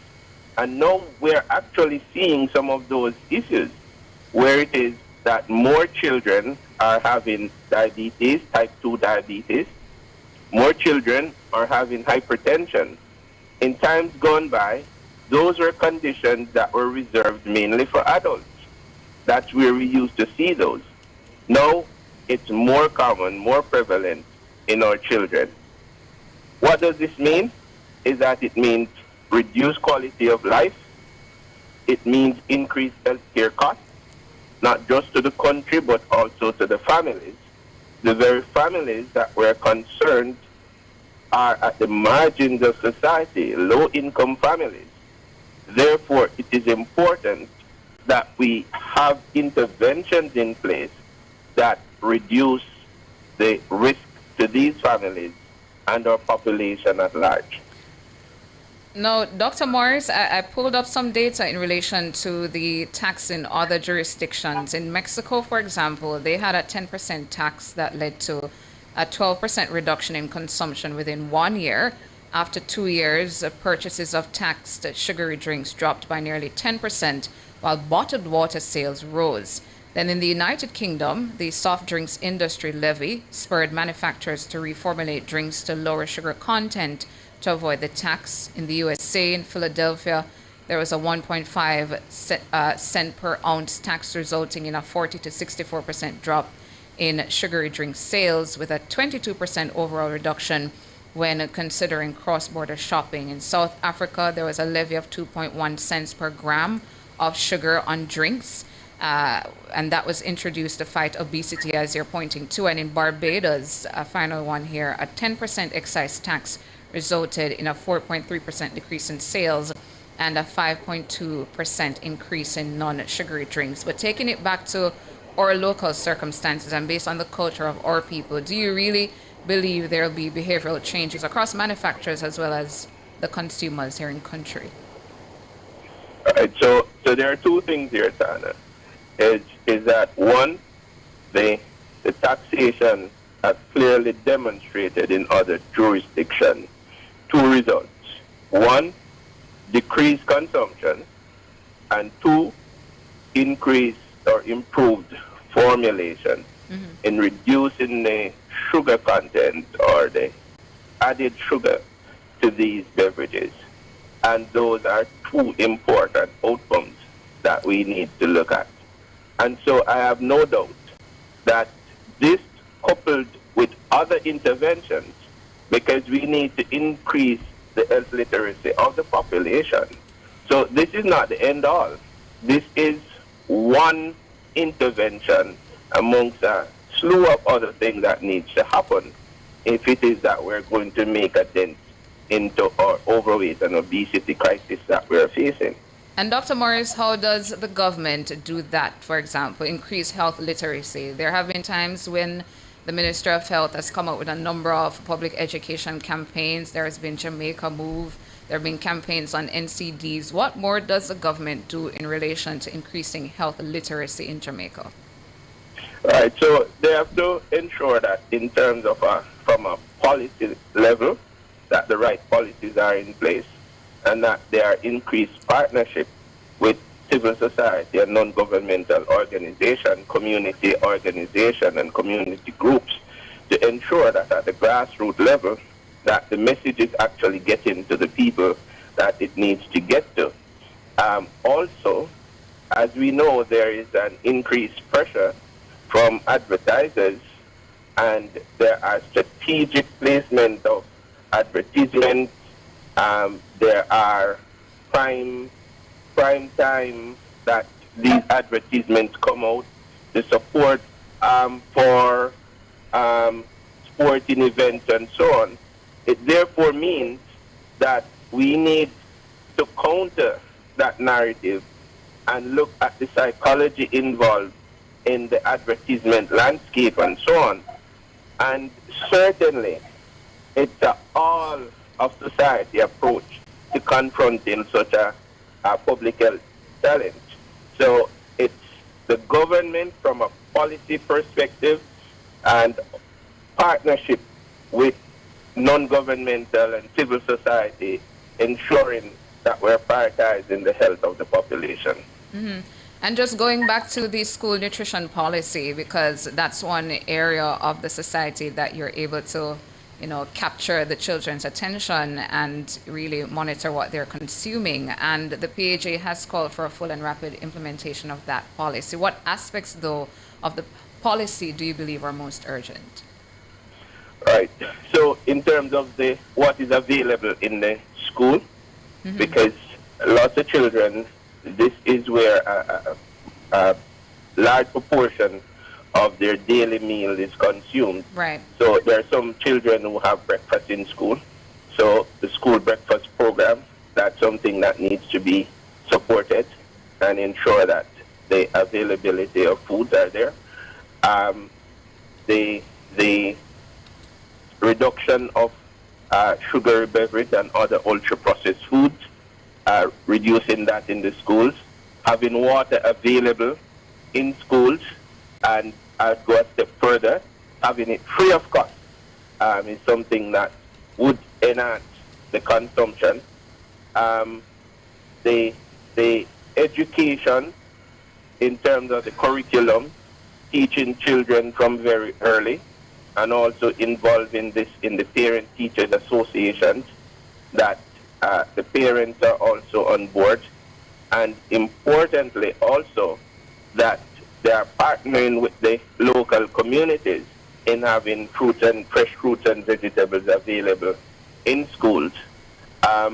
There is also an aspect of the policy that speaks to vendors within 100 meters of the school compound, school grounds,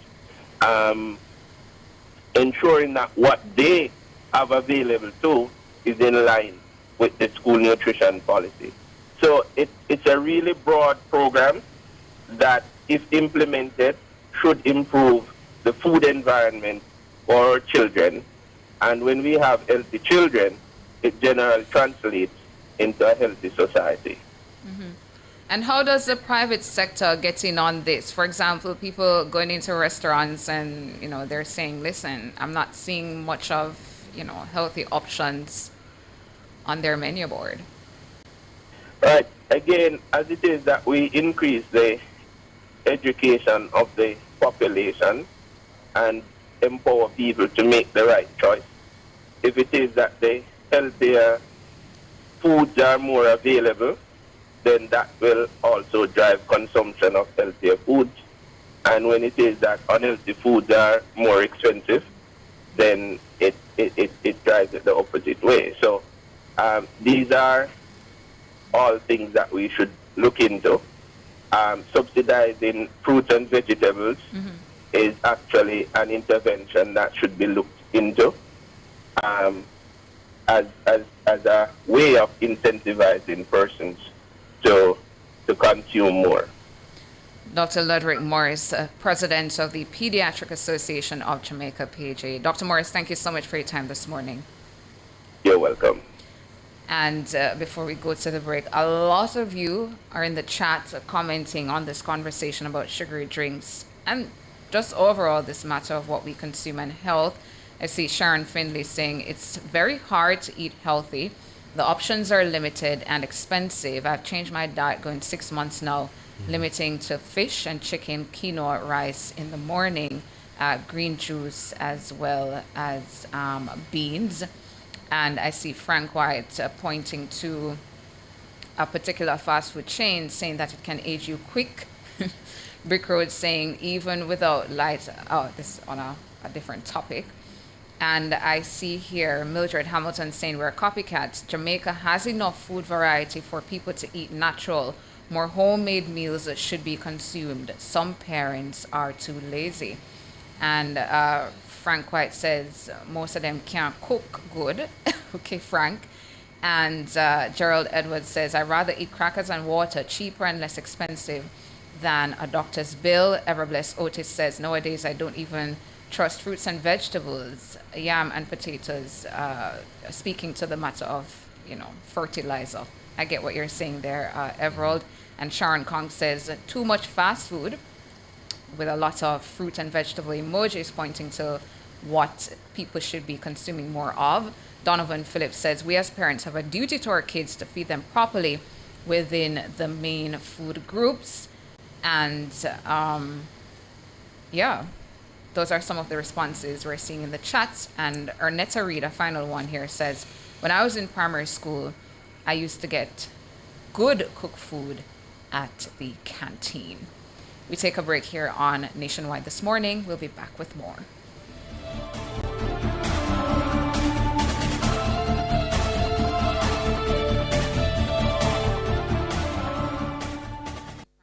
For all your scales and food processing equipment, call Advanced Scales and Equipment Limited at 876-968-9612-5. The time by Advanced Scales and Equipment Limited is 13 minutes to 8 o'clock.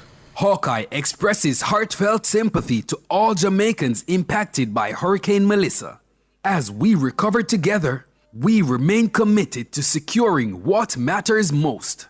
The temperature by Hawkeye is 25 degrees in capital city Kingston, 25 out west in Montego Bay, and 20 in Mandeville. This is Deposit Insurance in a minute.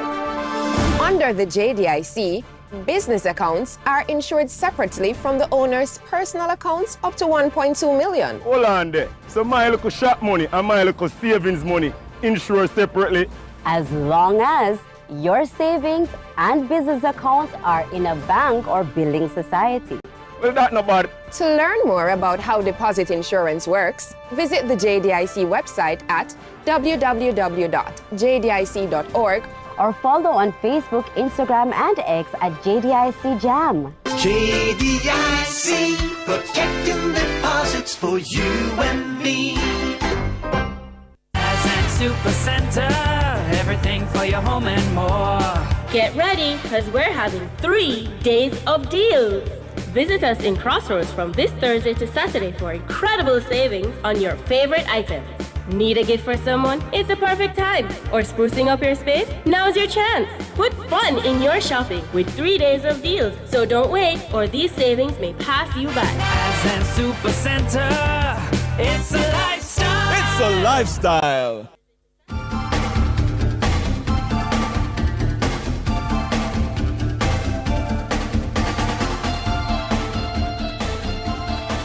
Eleven minutes going up to 8 o'clock, and we're still on the front page, but we turn our eyes to international news. The new Iranian strikes have been reported in Saudi Arabia, where an oil refinery fire is under control, and a major gas plant in Qatar.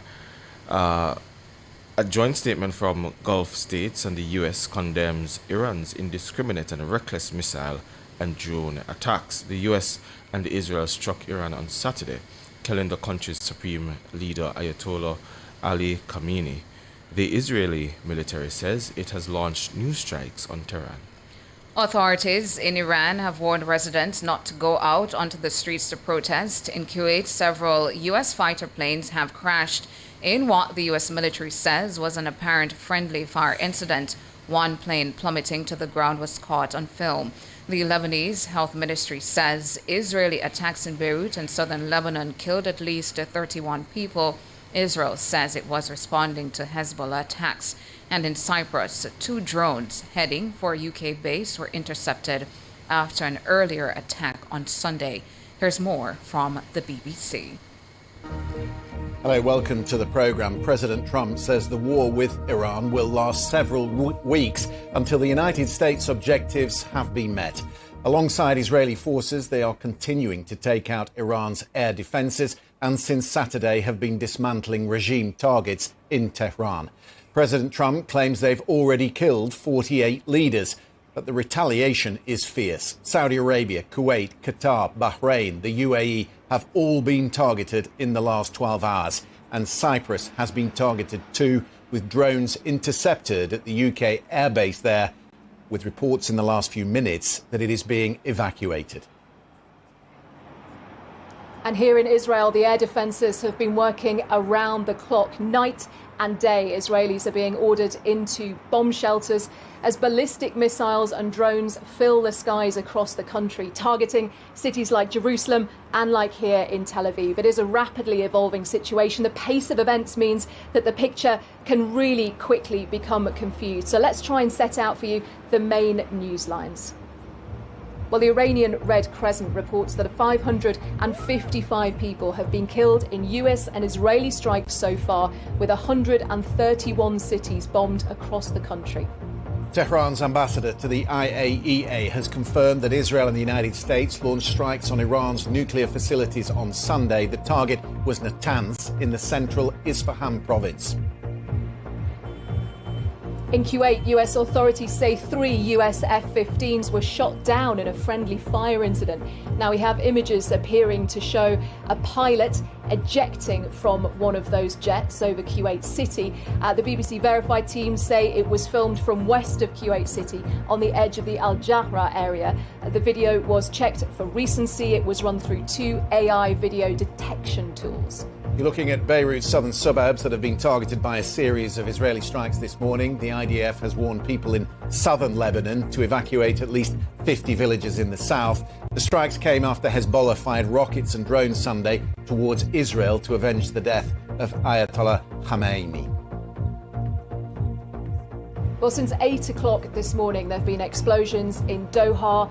In Dubai, work has stopped at one of Saudi Arabia's largest oil refineries as well after a drone attack there this morning. It is constant and it is putting pressure on the ability of these Gulf states to try and intercept all of those incoming missiles and drones. And to that point, Anna, I mean, you've lived this experience for 24 hours now. Many times before in Israel they've been through this. But sort of anxieties are there about the ability of the defences to withstand it?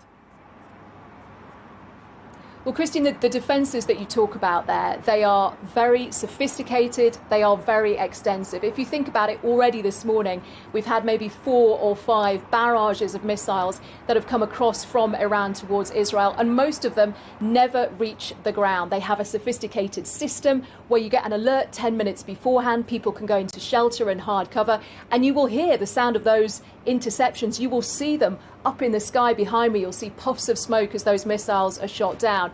Now, those defences, while working very well, are not infallible. And so we've seen in Bet Shemesh and also here in Tel Aviv, 10 people killed in the last 48 hours where some of those missiles have got through. And that does, of course, cause concern and anxiety for people. In general, they feel pretty well protected. But of course, every one of those interceptions, Christian, that is, and I know you're going to be talking about this later in the programme, but that is military hardware that needs to be here. It is expensive, it costs money. It raises questions about how long this conflict can actually last for, how long a country like Israel can continue to withstand bombardments, and really how much military firepower Iran has to be able to continue sending it in this direction, as we've been saying, towards Gulf states as well. Yeah, we've been talking to pilots this morning about some interesting detail to bring you later in the programme about that friendly fire incident in Kuwait and also the situation at Akrotiri.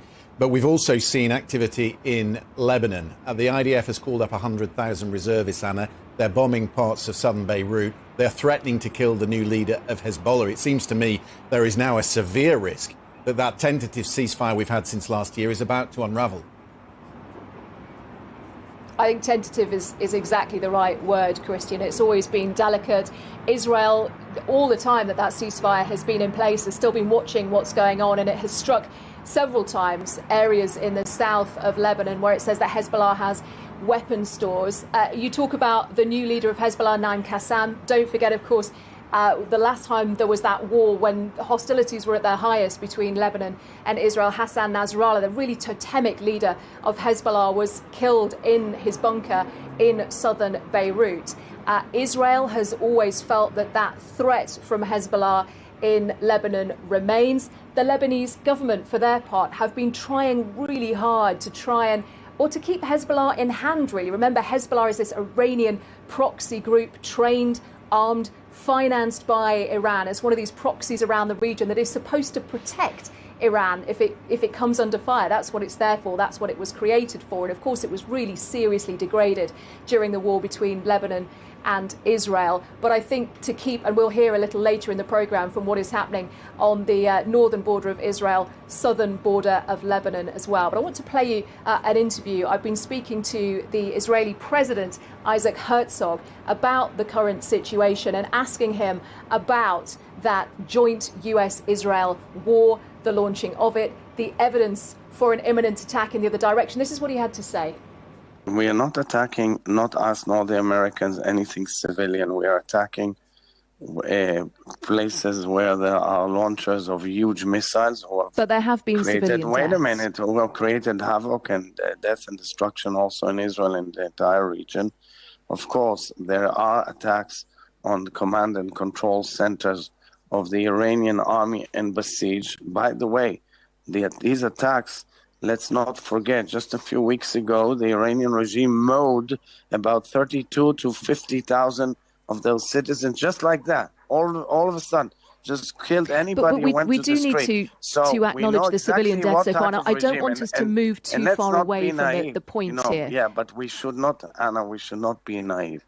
I don't think we're being naive by asking what you evidence quoted an expert on international law explaining why things cannot be done. It's like I asked waiting you if you again had and again for another evidence attack by the of an Iranians. immediate use of force against Israel by Iran. Do you have that evidence? I asked if you had evidence of an immediate use of force Well, of course, by they Iran carried out, against Israel. I'll explain to you. If they carried out 20 attacks in Britain or perpetrated 20 attacks in Britain, you think they didn't attack Israel? They've tried to attack Israel from all corners of the earth in the last 2 years. But do you have from evidence 8 of an corners of the immediate earth. use of force? But that's not the reason in international law. In It international law, you use self-defense when you know that your enemy is perpetrating and planning movement towards a bomb that wants to annihilate you, because they say this bomb is in order to annihilate. And President Herzog, the law says that has to be immediate. We need to remove Israel you're from not the face of the addressing Middle East. that point. Of course I'm addressing it, because we have huge amount of proof, which we are sharing, of course, with our British allies and every other ally. The fact that your base in Akrotiri in Cyprus was attacked for the first time by missiles from Iran, what does it mean? They think you're a friend or a foe? If you're a foe, then everybody should get together and fight these evil forces and break this empire of evil once and for all, and bring different hope for the region and for the Middle East and for the future of the world. That's exactly what we do. That is Israel's President Isaac Herzog speaking to me a little earlier today. And thanks so much to the BBC for that report, giving us the latest on what is happening in Iran. And a number of Jamaicans living in areas affected as well, to include in Saudi Arabia, have been speaking with local media. We did bring in our newscast at 6 and 7, one of the Jamaicans, Lorenzo Smith, who says that, they have been told, he's a teacher there, he has been told that he should stay indoors. All classes have been shifted to the online space, so do not venture out. I did see him post on his X account, I think it was yesterday as well, post on his X account to say they continue to get messages like these. So the message says, you'll get an alert from the government due to current situation, a potential missile threat. Seek immediate shelter in the closest secure building and to steer away from windows, doors, and open areas. Await further instructions. He says messages like these, of course, giving Jamaicans and others there in Saudi Arabia, sleepless nights. But we're going to take hot listings now, then across Jamaica, and come back with more on NTM.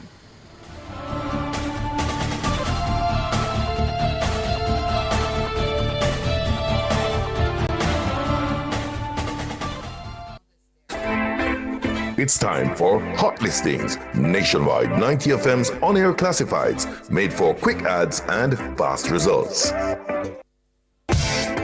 LLNCS Limited, a subsidiary of Max Pharmaceuticals and Cosmetics 05 Limited, is seeking drivers and sales reps to join the team. Drivers should possess an open general driver's license and have been driving for at least 2 years. Submit your applications to hr.maxfarm@gmail.com. That's hr.maxpharm@gmail.com. That was Hot Listings on Nationwide 90 FM. Listings start as low as $1,500.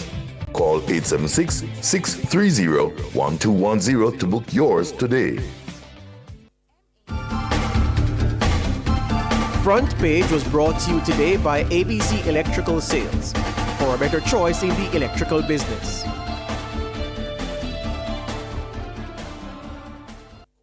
You're listening to Nationwide 90 FM. The time is 8:01.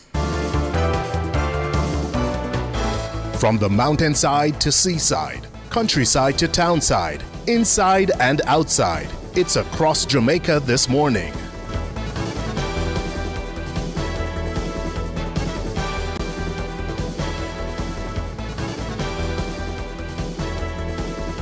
Taking you across Jamaica this Monday morning, Monday, March 2, 2026. I'm Tona Thomas. In St. Elizabeth, the Jamaica Social Investment Fund has formally handed over the fully rehabilitated facilities at Pisgah Primary and Infant School. It marks the completion of a nearly 2-year project valued at $178 million. The project was implemented under the Basic Needs Trust Fund and financed by the government in partnership with the Caribbean Development Bank. The facility features a brand new infant school, a new multi-purpose court, perimeter fencing, and upgrades to the canteen. as well as upgrades to every single building and classrooms. It includes new roofing, a teacher's facility, and a car park. JCIV Managing Director Omar Sweeney explained that when the agency first assessed the school, it found leaking roofs, bat infestations, inadequate bathroom facilities, and contamination concerns linked to the sewer system. Sweeney says the intervention was aimed at transforming the campus into a safe, modern, and dignified space for learning for the school's 105 students. In St. Andrew, a record 148 new justices of the peace have been commissioned for the parish. Justice and Constitutional Affairs Minister Delroy Chuck said the group is the largest to be installed at any one time. It brings to more than 2,000 the number of JPs currently serving the parish. Minister Chuck says the ministry is on a drive to appoint more JPs and train them for the responsibilities that the office demands. He says the government has more than doubled the number of JPs available across the island over the last 10 years. The judiciary will be hosting a traffic ticket public day at the St. Catherine Parish Court on Wednesday. The initiative is aimed at resolving the existing traffic ticket backlog and improving service delivery across the parish courts. The Chief Justice says it has nothing to do with meeting government's budgetary targets. Are not there and will never engage in the business of arm twisting in order to meet particular revenue targets. The aim of the traffic days is to allow persons to have their matters disposed of in an orderly and controlled way. It is not designed to meet any particular revenue target, stated or otherwise. So the person shouldn't feel when they go before any judge for any traffic violation, oh my goodness, the judge is here now to help to meet the budget, and therefore I might be pressured into pleading guilty. Chief Justice Brian Sykes, he was speaking at a recent forum with the journalists put on by the judiciary. And that's it for Across Jamaica for this Monday morning.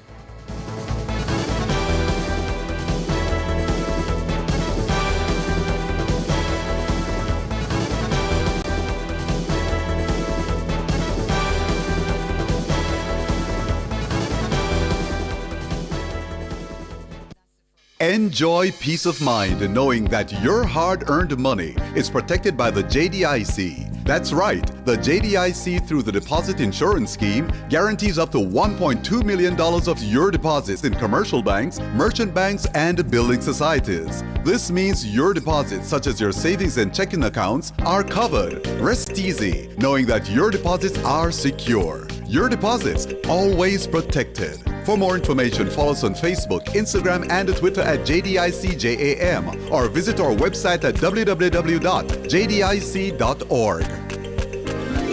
JDIC, protecting deposits for you and me.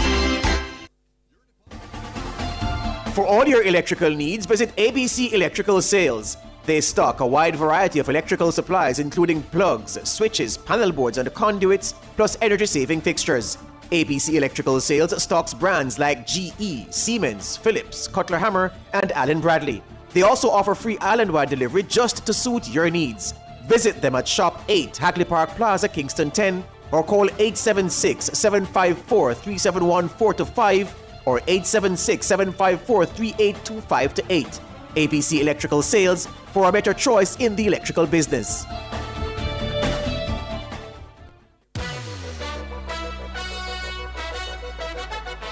You may have been hearing the teasers. Now it's official.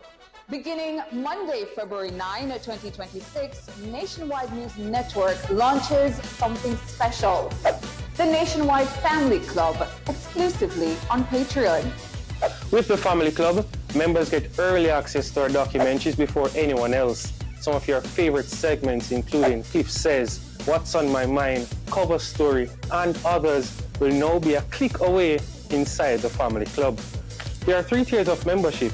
First, Bronze, the Family Insider, behind-the-scenes access, Monday motivational videos, members-only chats, and on-air birthdays and anniversary shoutouts. Second, Saver, Nationwide VIP. Breaking news alerts, exclusive documentaries, quizzes, personal milestones celebrated on air, and weekly family roll call mentions. Oh, and for our biggest supporters, a gold category, elite listener, full archive access, early releases, private studio tours, live show experiences, personalized birthday videos, and exclusive live streams. From historic election coverage to lifetime, impact, Jamaican milestones, and rare archive content. This is Nationwide like you've never seen it before. The Nationwide Family Club coming to you February 9, 2026 on Patreon. Join the family. Support Nationwide 90 FM, the station that informs, entertains, and educates. Visit patreon.com/Nationwide News Network. That's patreon.com/Nationwide News Network. Nationwide Family Club, where you are family, because we see you as family. The following is brought to you by the National Housing Trust, the key to your home. Don't miss a beat with your mortgage payments at NHD. Let's be real. Managing a home, a job, and a million other things can cause you to forget a single date, no matter how important. If you have an NHD mortgage, forgetting that payment can be a major source of stress. But what if you could prevent the panic? Here are some simple, practical tips to make sure you stay on track with your mortgage payments. Kim, today's what date? Marie, why you frightened me for? It's Monday. Date, not day. Oh, the 14th. Oh no. What happened? How this catch me, man? It's always the first of the month, every month. Oh, man. Yeah, worry me now. Is what happened? NHD mortgage not pay yet. I don't know how this reached me. Me have it right down. See it here? The first of every month. Maybe that's the problem, Mar. Why you don't make an arrangement with them to pay automatic? And you don't have to worry about it every month. It crossed my mind, you know. But I can't find the time with everything else that's happening. Well, you better try find it. Because this is the first time you miss. But to how you move of late, it won't be the last. Try not put your mouth on me. This can't reach me again. Suppose me lose my little house and come live with your Kim. Live with who? So the phone here. 888 call NHD. Thank you for calling the National Housing Trust. How may I help you? I really hope you can help me, sir, because I don't know how this happened to me. I had so many things happening this month. School fee for pay, insurance, mommy, doctor bill, and in all of that, I forget my mortgage. Please do. Tell me it's not too late. Okay, let me check. At the NHD, we understand how life gets sometimes. When was your last payment? Is your account up to date? Yes. If it's one thing about Marie Susanna Dalworth, me always pay my mortgage. Well, except for this month. That's great, Miss Dalworth. I see you have been making consistent payments. I don't want you to worry too much about this month, as your payment was due on the 1st of the month. But you have up until the 15th of the month to pay without incurring any penalties, like interest. That's good to hear. I have a little breathing room so I can make the payment today. Well, since I have you here, let me just tell you of the different ways in which you can pay your mortgage so you can stay on track with your payments. Okay. First is salary deduction. You can visit any of our offices, complete a form authorizing us to request a payment to be taken directly from your salary each month. It comes to us before you even see it, getting rid of the temptation to spend it. It's seamless, and you never have to remember a date. You know, I remember hearing about it during my loan interview, but I figured I could do it myself. I'm definitely considering this as an option right now. Perfect. You could also do a standing order at your bank. You could go to your bank or online banking platform and arrange for recurring payments to be made to your NHD mortgage account on your chosen date each month. You control the date and it runs automatically from your account. Thank you so much, sir. This is a real weight off of my shoulder. I'm going to come in and settle my current payment today and make a plan for those in the future. My house is the biggest investment I have, so I have to do everything I can to keep my keys. Okay, that sounds good. Don't miss a beat with your mortgage payments when you pay the first of every month. Visit your nearest NHD branch or our website at nht.gov.jm for further details. Or call us at 876-929-6500 or 888-CALL-NHD. Don't miss a beat with your mortgage payments at NHD.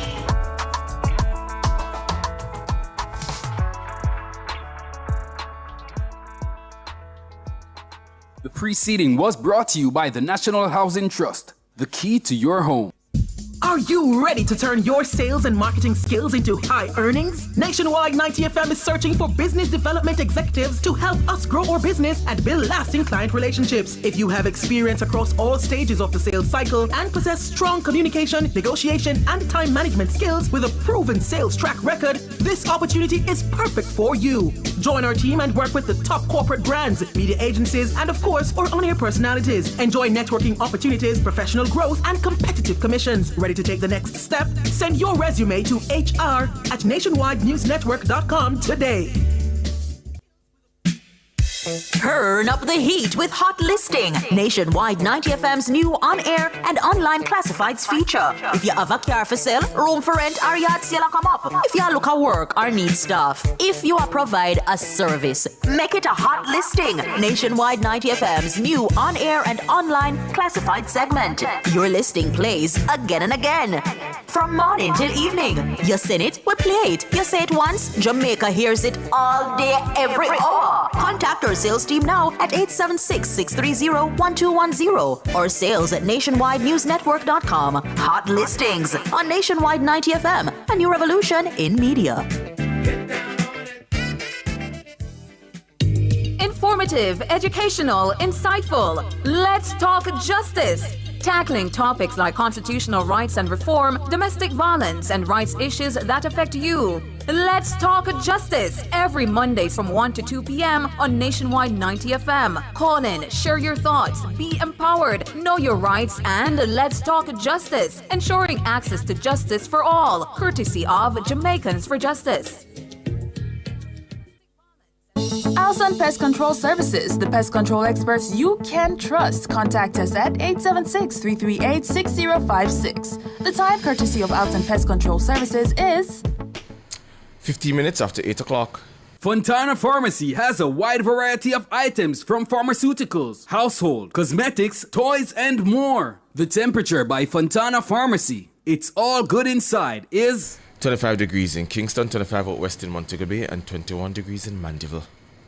Tune in to Cliffviews Online with George Davis on Monday, March 2 from 10 a.m. to 1 p.m. live from Homewood Technical High School as they celebrate 90 years of empowering generations and officially open a new classroom block. We'll be on the ground to describe all the excitement that is to come at Homewood Technical. Look forward to performances by the school's musical band, lighting of 90th anniversary lamp, and more. It's all going down at Homewood Technical High School. Tune in to Cliffviews Online with George Davis on Monday, March 2 from 10 a.m. to 1 p.m. live from Homewood Technical High School for the 90 Years of Empowering Generations celebration. Catch this and so much more on our YouTube channel at Nationwide 90 FM Live 2 or keep your radio locked to Nationwide 90 FM, the new revolution in media.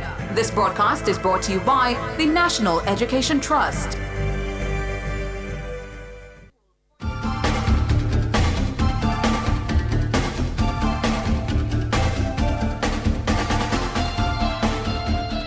Sixty minutes after 8 o'clock. Thank you so much for staying with us. There is currently a briefing from the Pentagon. There's a Pentagon news conference concerning the U.S.'s operation in Iran.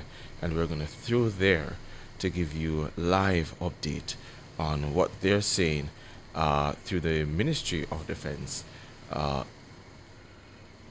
Repeat? The Secretary of War, Pete Hegseth, and also speaking is General Dan Kane, the Joint Chiefs Chairman. So we'll get an update, a live update from the Pentagon and the Secretary of War. And America first. He doesn't hesitate, and neither do our troops. The mission of Operation Epic Fury is laser focused. Destroy Iranian offensive missiles, destroy Iranian missile production, destroy their navy and other security infrastructure, and they will never have nuclear weapons. We're hitting them surgically, overwhelmingly, and unapologetically. With every passing day, our capabilities get stronger and Iran's get weaker. We set the terms of this war from start to finish. Our ambitions are not utopian. They are realistic, scoped to our interests and the defense of our people and our allies. Speaking of people, we hope the Iranian people take advantage of this incredible opportunity. President Trump has been clear, now is your time. To Iranian security forces, choose wisely. President Trump has also been clear about your fate in either direction. To the media outlets and political left screaming endless wars, stop.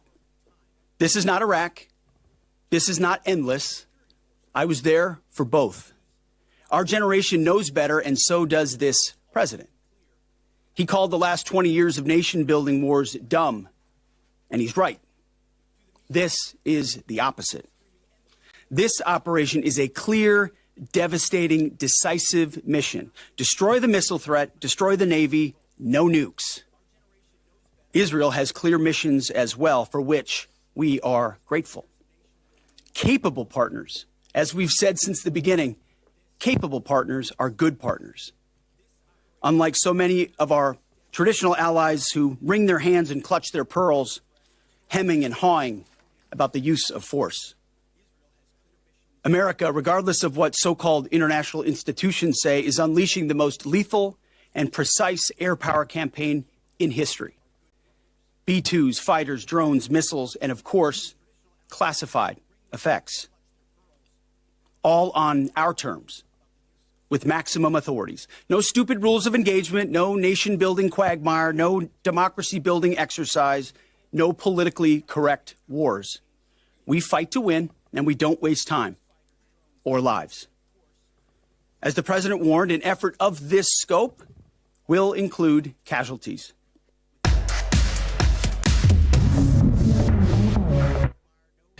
So, you've heard there from the Secretary of War. Michelle, you can tell me when they are back to continue the live update. They are back. So we'll get some more updates from the Secretary of War on Operation Fury, the strikes taking place in Iran.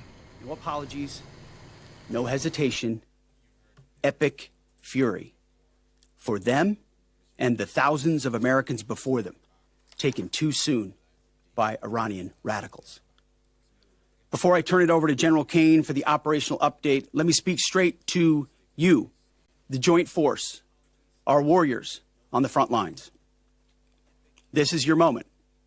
This is the generational turning point America has waited for since 1979, and since the rudderless wars of hubris my generation, our generation, endured. Don't listen to the noise. Just stay focused. Our commander-in-chief is steady at the wheel. We face a determined enemy, but you are better. But we must prove it every single day. History doesn't care if we're tired, if we're scared, or if the fight feels big. It demands warriors who rise anyway. Peace through strength, the warrior ethos, lethality, unity of purpose, those are not slogans. They're the beating heart of what it means to wear the uniform, that uniform. You think clearly under fire, you act decisively in chaos, you uphold the Constitution, and you uphold our country without hesitation. We are not defenders anymore. We are warriors, trained to kill the enemy and break their will. History is watching. Be the force you swore an oath to be, focused, disciplined, lethal, and unbreakable. We will finish this on America First conditions of President Trump's choosing. Nobody else's, as it should be. And know this above all, President Trump and I have your back, always. Through fire, through criticism, through fake news, through everything. We unleash you because you are the best, most powerful, most lethal fighting force the world has ever seen.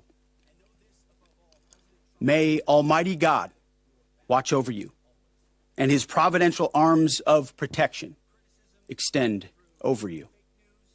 Godspeed, warriors, and keep going. General Kane, over to you. Thank you, Mr. Secretary, and good morning, everyone. The purpose of my portion of the briefing today is to update you and the American people on the actions taken thus far. The briefing will discuss the preparation, the planning, setting the force, the early operations, and how we're assessing the progress thus far.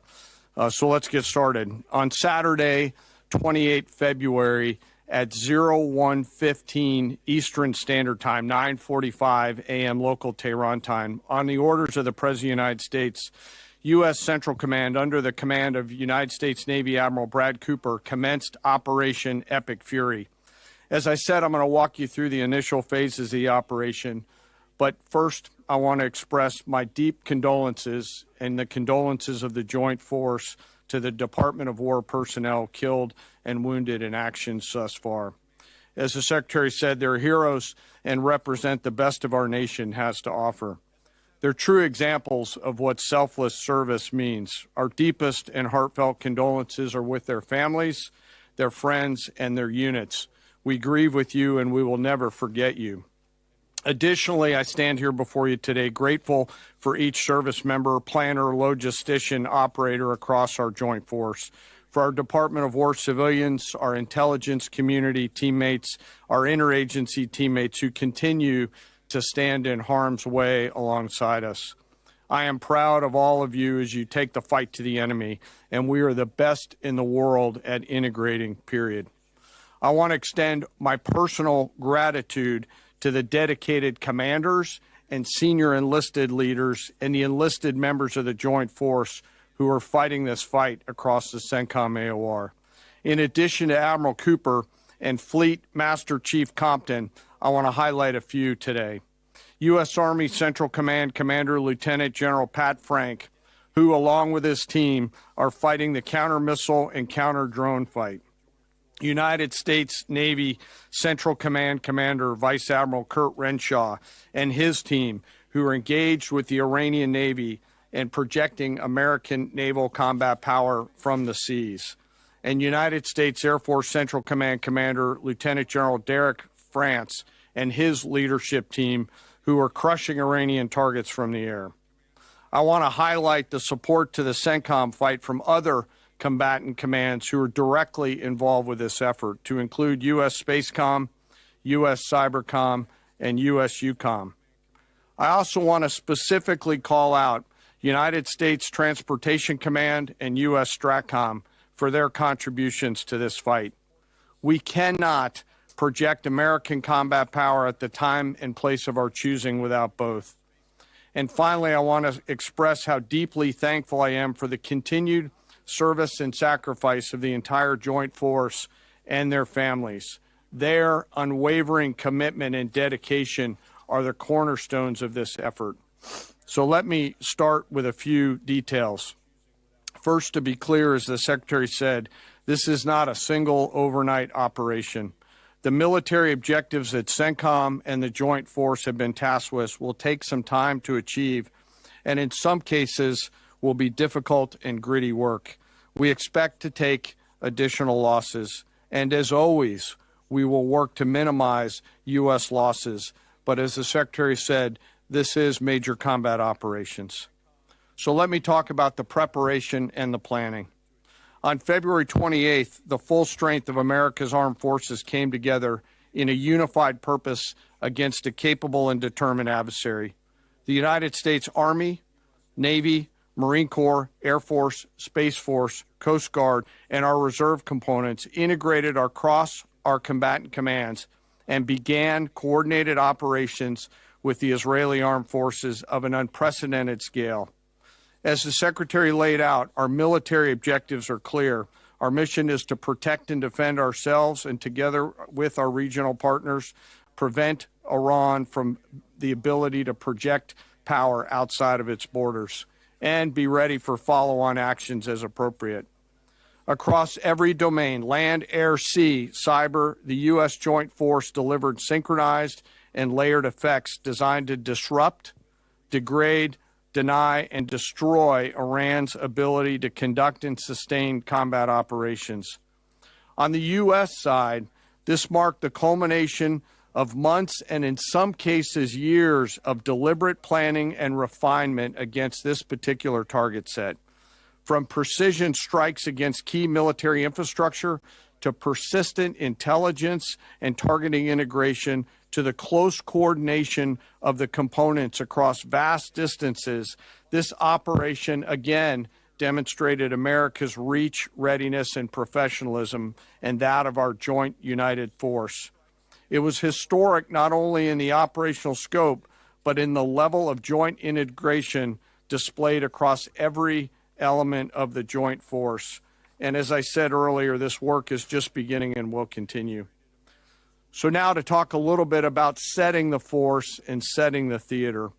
On the order of the Secretary of War over the last 30 days to reinforce deterrence and provide the President with credible options should action be required, the Joint Force began to systematically reposition assets and personnel across the region.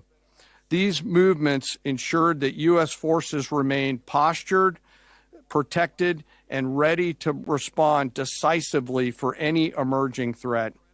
This deployment included thousands of service members from all branches, hundreds of advanced fourth and fifth generation fighters, dozens of refueling tankers, the Lincoln and Ford Carrier Strike Group and their embarked air wings, sustained flow of munitions, fuel, supplies, all supported with command and control, intelligence, surveillance, and reconnaissance network.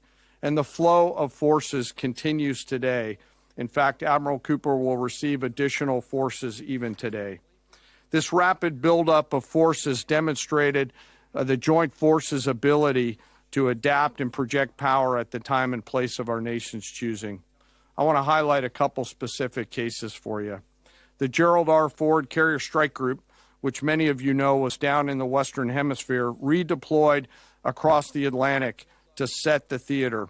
The ship, her crew, their families, and the entire strike group took a deep breath and, as they always do, began planning to conduct combat operations. The integrated Reserve and National Guard forces have continued to demonstrate the value of America's reserve forces, including the Wisconsin Army National Guard operating in Kuwait and Iraq, and Air National Guard units from a variety of states to include Vermont and Virginia. In the case of the Vermont Air National Guard and the 158th Fighter Wing, they were mobilized for Operation Absolute Resolve and then were tasked to take their F-35As across the Atlantic instead of going home to be prepared to support this operation. The same is with our Air National Guard and Air Force Reserve Command tanker and mobility forces, who stepped right out of their civilian jobs to deploy and to protect the region. Lastly, I want to highlight the unsung heroes of warfare, our American logisticians and sustainment force, those who quietly work every day behind the scenes to project and sustain America's combat power.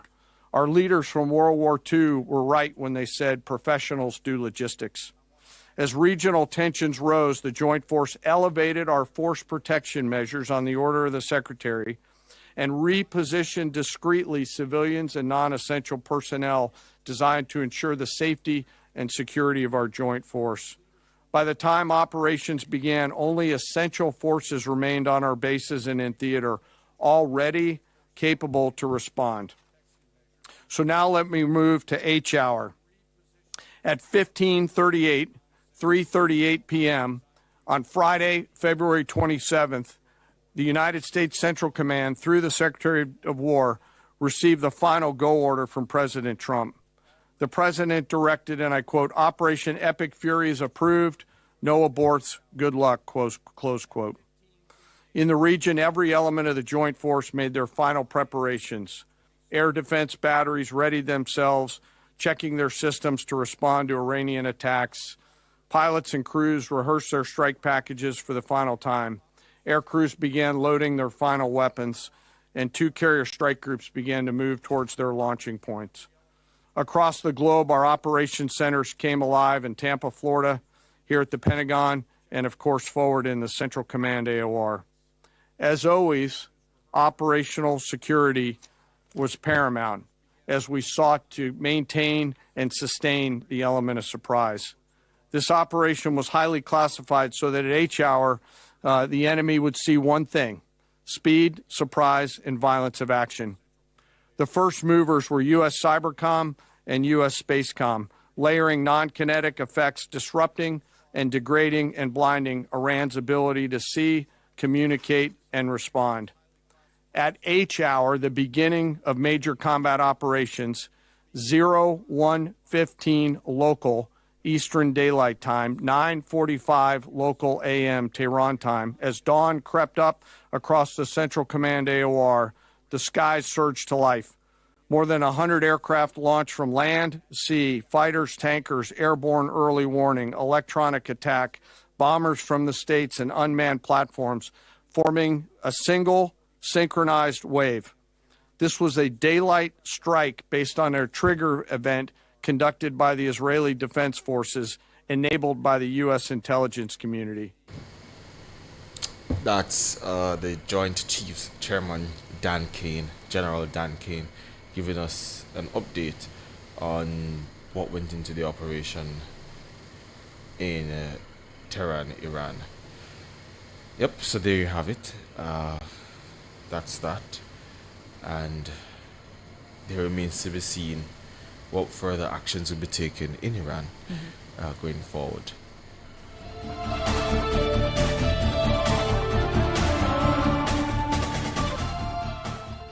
From the world to Jamaica, CFL delivers. Global reach, Caribbean reliability. Call 876-320-2263 or visit shipcfl.com. The time by CFL Jamaica is 8:34. Power in great moments. If you have financial needs, Chris and Charles will fix them for you. Power in great moments since 1992. Oh, we have it all. Power in great moments. Relax, you got Chris and Charles. Oh, we have it all. When you think loans, think Chris and Charles. Become a member of your credit union. 70 years strong to build a reputation. Insurance, loan and investment. All your children's savings make dollars and cents. JBS and Partners Cooperative Credit Union. Your financial partner for life. 70 years you made your choice. JBS and Partners Cooperative Credit Union. Tune in to Cliffviews Online with George Davis on Monday, March 2 from 10 a.m. to 1 p.m. live from Homewood Technical High School as they celebrate 90 years of empowering generations and officially open a new classroom block. We'll be on the ground to describe all the excitement that is to come at Homewood Technical. Look forward to performances by the school's musical band, lighting of 90th anniversary lamp, and more. It's all going down at Homewood Technical High School. Tune in to Cliffviews Online with George Davis on Monday, March 2 from 10 a.m. to 1 p.m. live from Homewood Technical High School for the 90 Years of Empowering Generations celebration. Catch this and so much more on our YouTube channel at Nationwide 90 FM Live 2, or keep your radio locked to Nationwide 90 FM, the new revolution in media. This broadcast is brought to you by the National Education Trust. Informative, educational, insightful. Let's talk justice. Tackling topics like constitutional rights and reform, domestic violence, and rights issues that affect you. Let's talk justice every Monday from 1 to 2 p.m. on Nationwide 90 FM. Call in, share your thoughts, be empowered, know your rights, and let's talk justice, ensuring access to justice for all, courtesy of Jamaicans for Justice.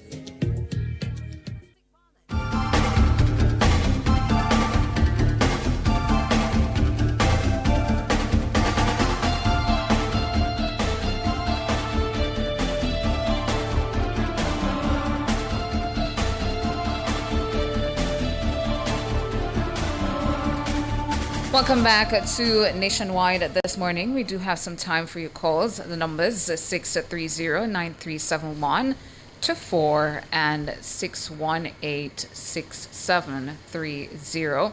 I was mentioning earlier about some Jamaicans who are living in the UAE. They have been giving reactions to what's taking place in relation to these recent hostilities. And in our 6 and 7 did indicate Lorenzo there. But there's also an article I'm seeing from the Jamaica Observer with another Jamaican who gave her first name as Abigail. On Sunday, a Jamaican living in Doha, Qatar, who gave only her first name, Abigail, told the Jamaica Observer that the experience has brought sleepless nights and constant concern for her safety and that of fellow Jamaicans in the region. And Abigail said the crisis has taken a significant mental toll, but noted that she and other Jamaicans in the Middle East have been leaning on each other for reassurance, working collectively to stay calm and provide mutual support during the uncertainty. She says, I've seen too many missiles at this point. It feels too natural. I can say this has been placed in my history books.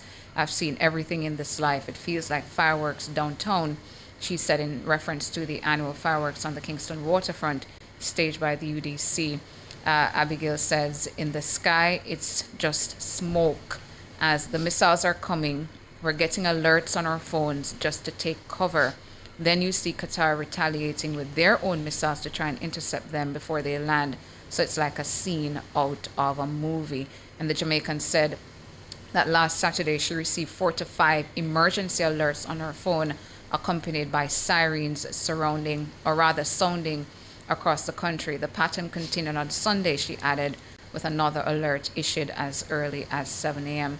She shared, we're taking heed to the warnings to stay inside and seek shelter, and just having food and water in case anything goes down, thinking of our exit strategy in case we need to find shelter underground, stocking up our documents and important information in case we need to evacuate. But mostly it's been mental.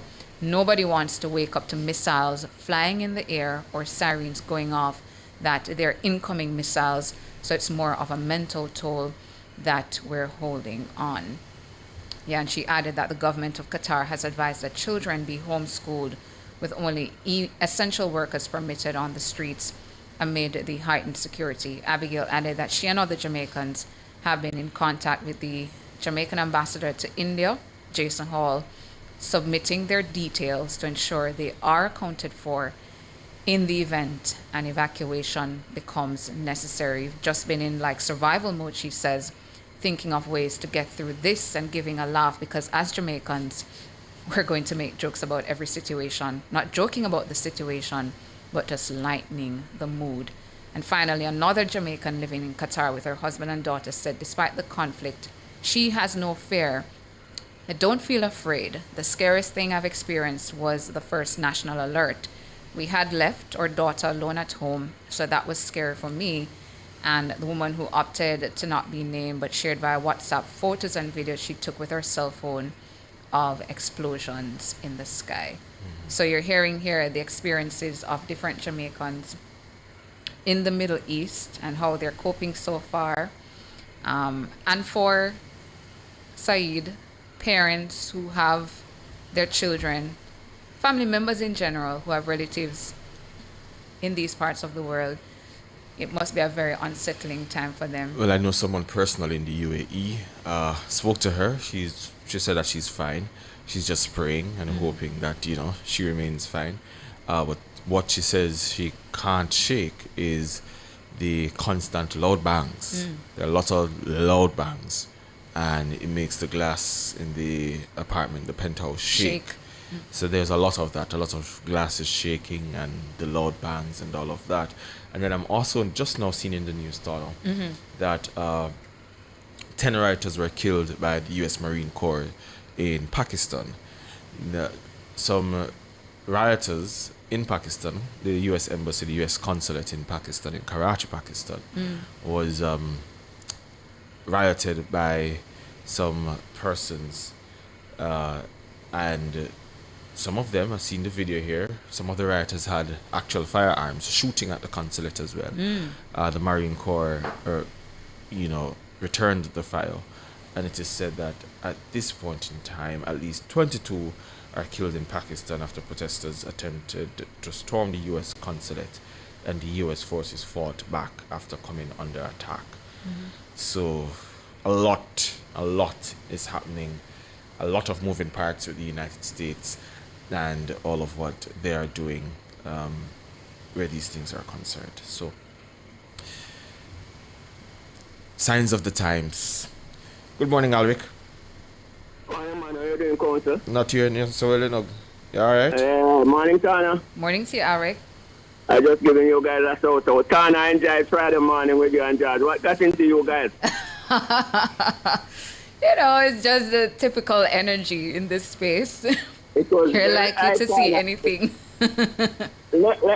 Let me say something, and I don't want to offend you, George. I'm wondering if George was celebrating the departure of my good friend. No. Not at all. Just joking, man. The energy was high, the energy was good, and you had everybody maybe on YouTube and radio listeners like me really enjoying Friday morning, man. It was very, very good, man. And what's on my mind this morning again about the music and the vibe was top class. So, as I tell you, Tana, you're getting a little bolder and a little braver. All right, Alri, thank you so much for that. Council. Yes, sir. Boy, that's all message to you. What that mean, Alric? Yeah? You know what that mean? No, what that mean? May I call you today? I hope you know their court. We have court after this. Call me after one. All right, then, cool. I call you after one. Yeah, Thanks, man. You guys have a nice day and keep up the good work, man. Yeah, You're doing good time. All right, Alric, take care. Take care, Alric. And just before we go to the break for our birthdays, Arthur is telling me in relation to the Observer article about Jamaicans affected by the hostilities now, and he's saying that the reporter Tamoy Ashman. So good morning to you, Tamoy Ashman of the Jamaica Observer. She did that interview, and Arthur is saying from her sick bed. So kudos to you for being a trooper, Tamoy Ashman, and being one of those reporters, contributing and making the effort to tell the stories of Jamaicans in the United Arab Emirates who are affected by the hostilities now. So, we're going to take a break, and when we come back, your birthdays.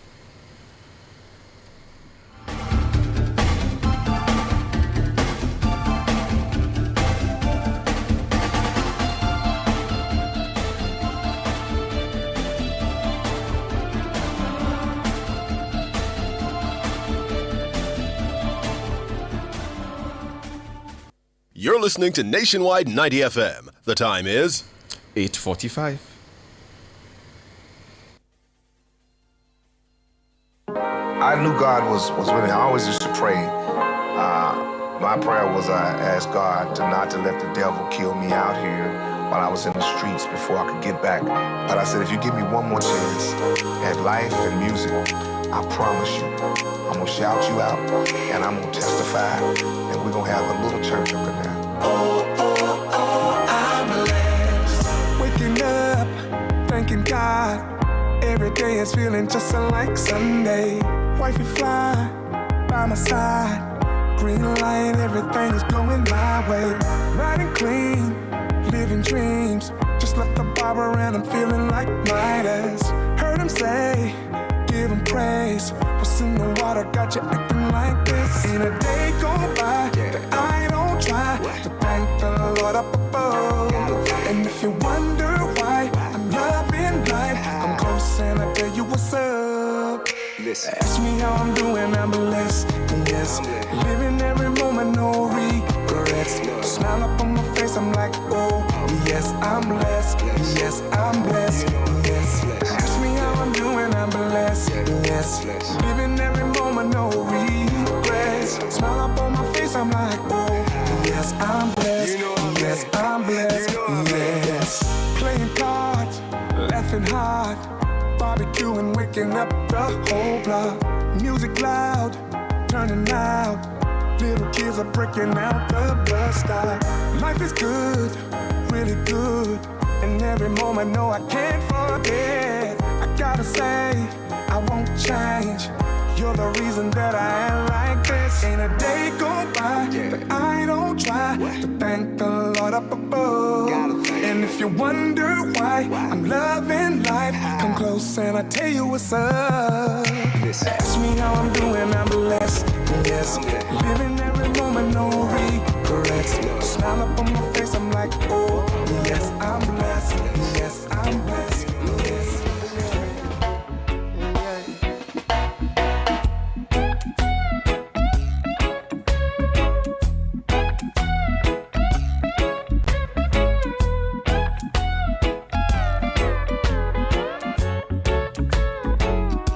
My sweet Lord,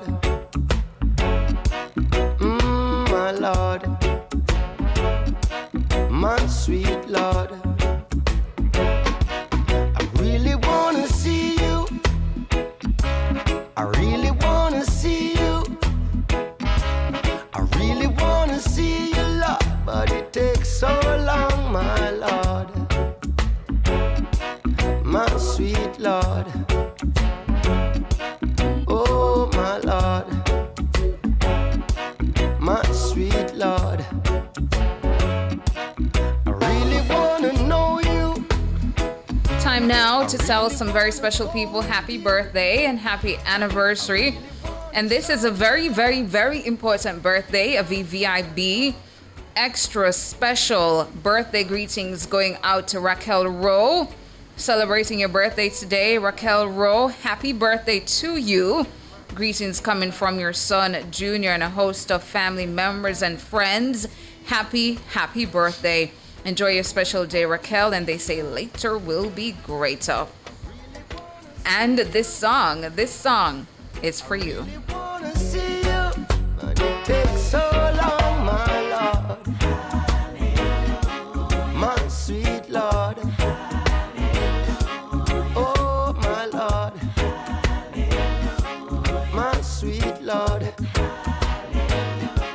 I really wanna know you, I really wanna go with you, I really wanna show you, Lord, that it won't take long, my Lord,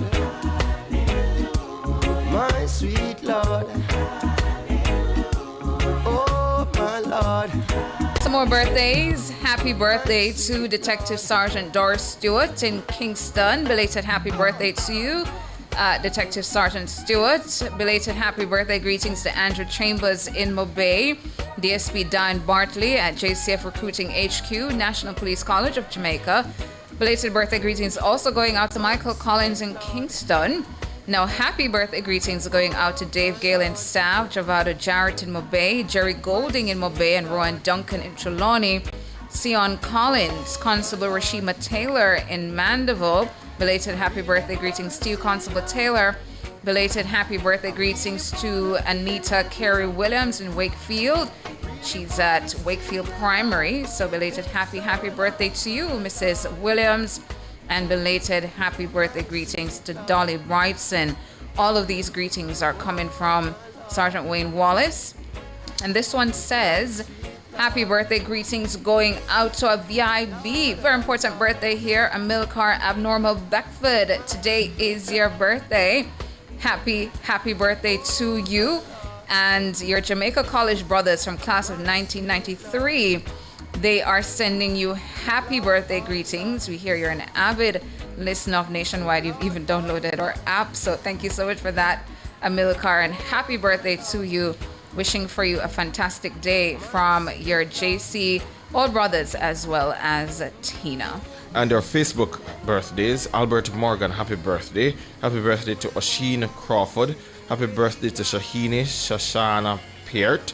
Happy birthday to Tanise Gibbs, Pat Edwards White, Alicia Johnson, and happy birthday greetings going to Nisha Edwards. Happy birthday to you all. I'm seeing here as well some more birthdays. Today is Albert Morgan's birthday, or YouTuber Albert Morgan. Today is your birthday. I see all of your friends in the YouTube chat sending you happy birthday greetings. Nationwide joins in wishing you happy birthday as well. Happy birthday, wishing for you a lovely day. Rambling Rose here in the chat as well, saying today, Rambling Rose and her husband. So she says, my husband Philip and I, Keisha, are celebrating our 14th wedding anniversary. Wow, that's fantastic news. So happy anniversary to the lovely couple. Wishing for you guys a lovely one. And Petrona Smith says, good morning, my NNN friends. Today is my 69th birthday. Petrona, you are 69 years old today. What a milestone. Happy birthday to you. Wishing for you a good one. Timothy Reed sending belated happy birthday greetings to Mrs. Elite Cusley of Somerton St. James, who, guess what, is 101 years old. She celebrated her birthday yesterday. So this morning, Mrs. Cusley, we're bigging you up. Happy birthday to you. Hope you had a good one yesterday. And there is a birthday, belatedly, that I saw last week and had put down for this morning. Albert Lewis, belated happy birthday to Albert. Said my brand new granddaughter, she was born in Florida. Okay, so belated happy birthday to you. And Albert says congrats to his son and daughter-in-law. So welcome to the world, Albert Lewis, your granddaughter, born there in Florida last week. And some more birthday greetings coming in for Albert Morgan, celebrating his big one today. Yeah, man, YouTubers continue to big him up. Albert Morgan, one of our day ones, celebrating his special one today. So happy birthday again.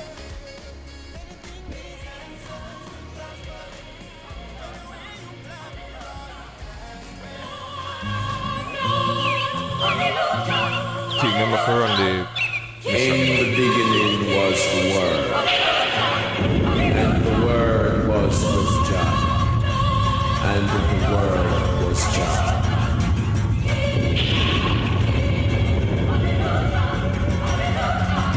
In the beginning Jah created the heaven and the earth.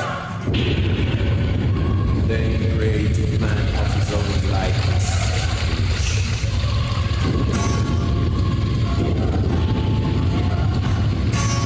Gave unto man wisdom, knowledge, understanding.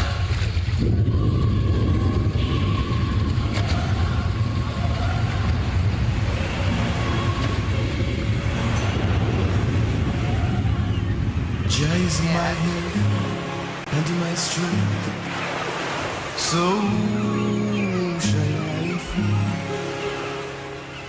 He's a shield upon my right and my left hand. So whom shall I be afraid? Jah is my king.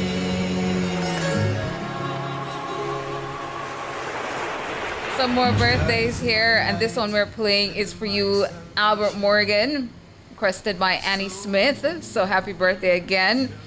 And happy birthday greetings going out to Claudette Hilton. Happy birthday to you, Claudette Hilton, from Leslie Hilton and Asherelle. Wishing you a wonderful day and all that life has to offer on this, your special day. So happy birthday to you. And here's a song request for Claudette as well. King Kenny Rogers, Write Your Name Across My Heart. So that one is coming up for you, Claudette Hilton, celebrating your special day today. Happy birthday. I see here Monica sending belated happy birthday greetings to Jeremy Green. Greetings coming from your mom. So belated happy birthday greetings to you, Jeremy, from your mom. To keep from going crazy is all I can do. I'm so defenseless with you so close. The walls have crumbled from my body and soul. Write your name across my heart. I want the world to know that I am yours forever.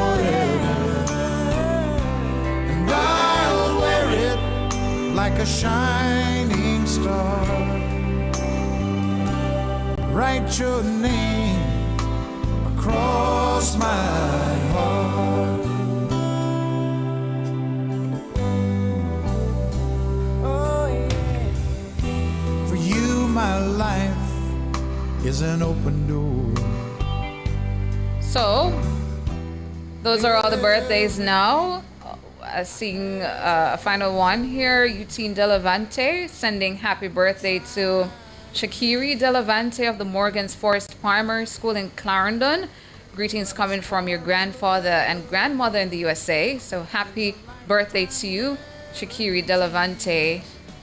And Beverly Ricketts sending happy birthday greetings to Althea Brown, wishing for you a blessed and beautiful And day. allow me to do the family club roll call. We have some new members: Marissa Filbert, Ms. Sunshine, Corinne Campbell, Jean Chin, Owen Spencer, Jerome Green, Young Don, Elder Williams, Rochelle Peart, Craig Hamilton, Norris Eva, Elon Parkinson, Roydell Gale, Neil Powell, Miss Chin, Angela Jam 66, Marcia Keaton, and Glenroy Griffiths. Good morning to you all, our new members to the family club. Welcome to the family club.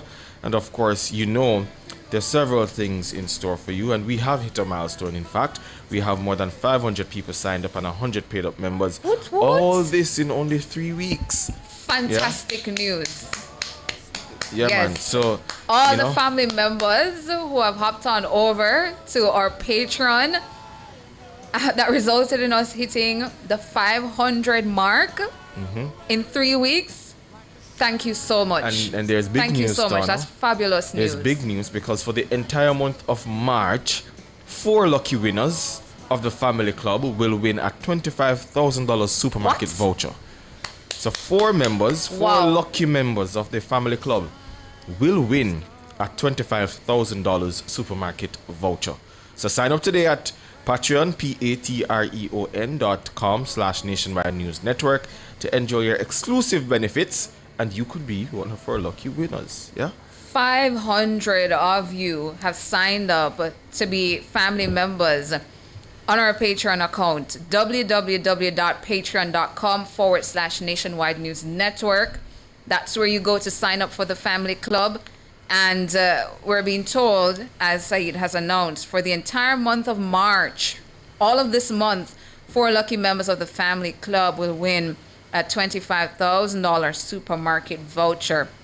These things only happen inside the family club. So sign on up for the family club. And the week, what to mention for this week. So Monday, March 2, Monday Motivation, a brand new Monday Motivation video from Rodney Campbell is coming up in the family club. On Tuesday, that's tomorrow.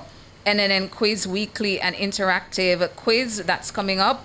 5 new questions every week as well coming up. And you can see here that an example of what you could be asked is, what is the name of the Jamaican woman featured in the series The Real Housewives of Dubai? That's coming up. There's also features coming up this week being uploaded to the family club: the impact of Hurricane Melissa on Jamaica's roads and the subsequent repair efforts, and package segments to be uploaded, including What's on My Mind, Cliff Says, Cover Story, breaking news alerts, Lifetime. Lifetime is coming up inside the family club this week. So on Friday in the family club, Roy Ryan, a legendary Jamaican singer and 4-time winner of the Jamaica Festival Song Competition, widely known as Mr. Festival, for his massive success in the annual Independence Contest.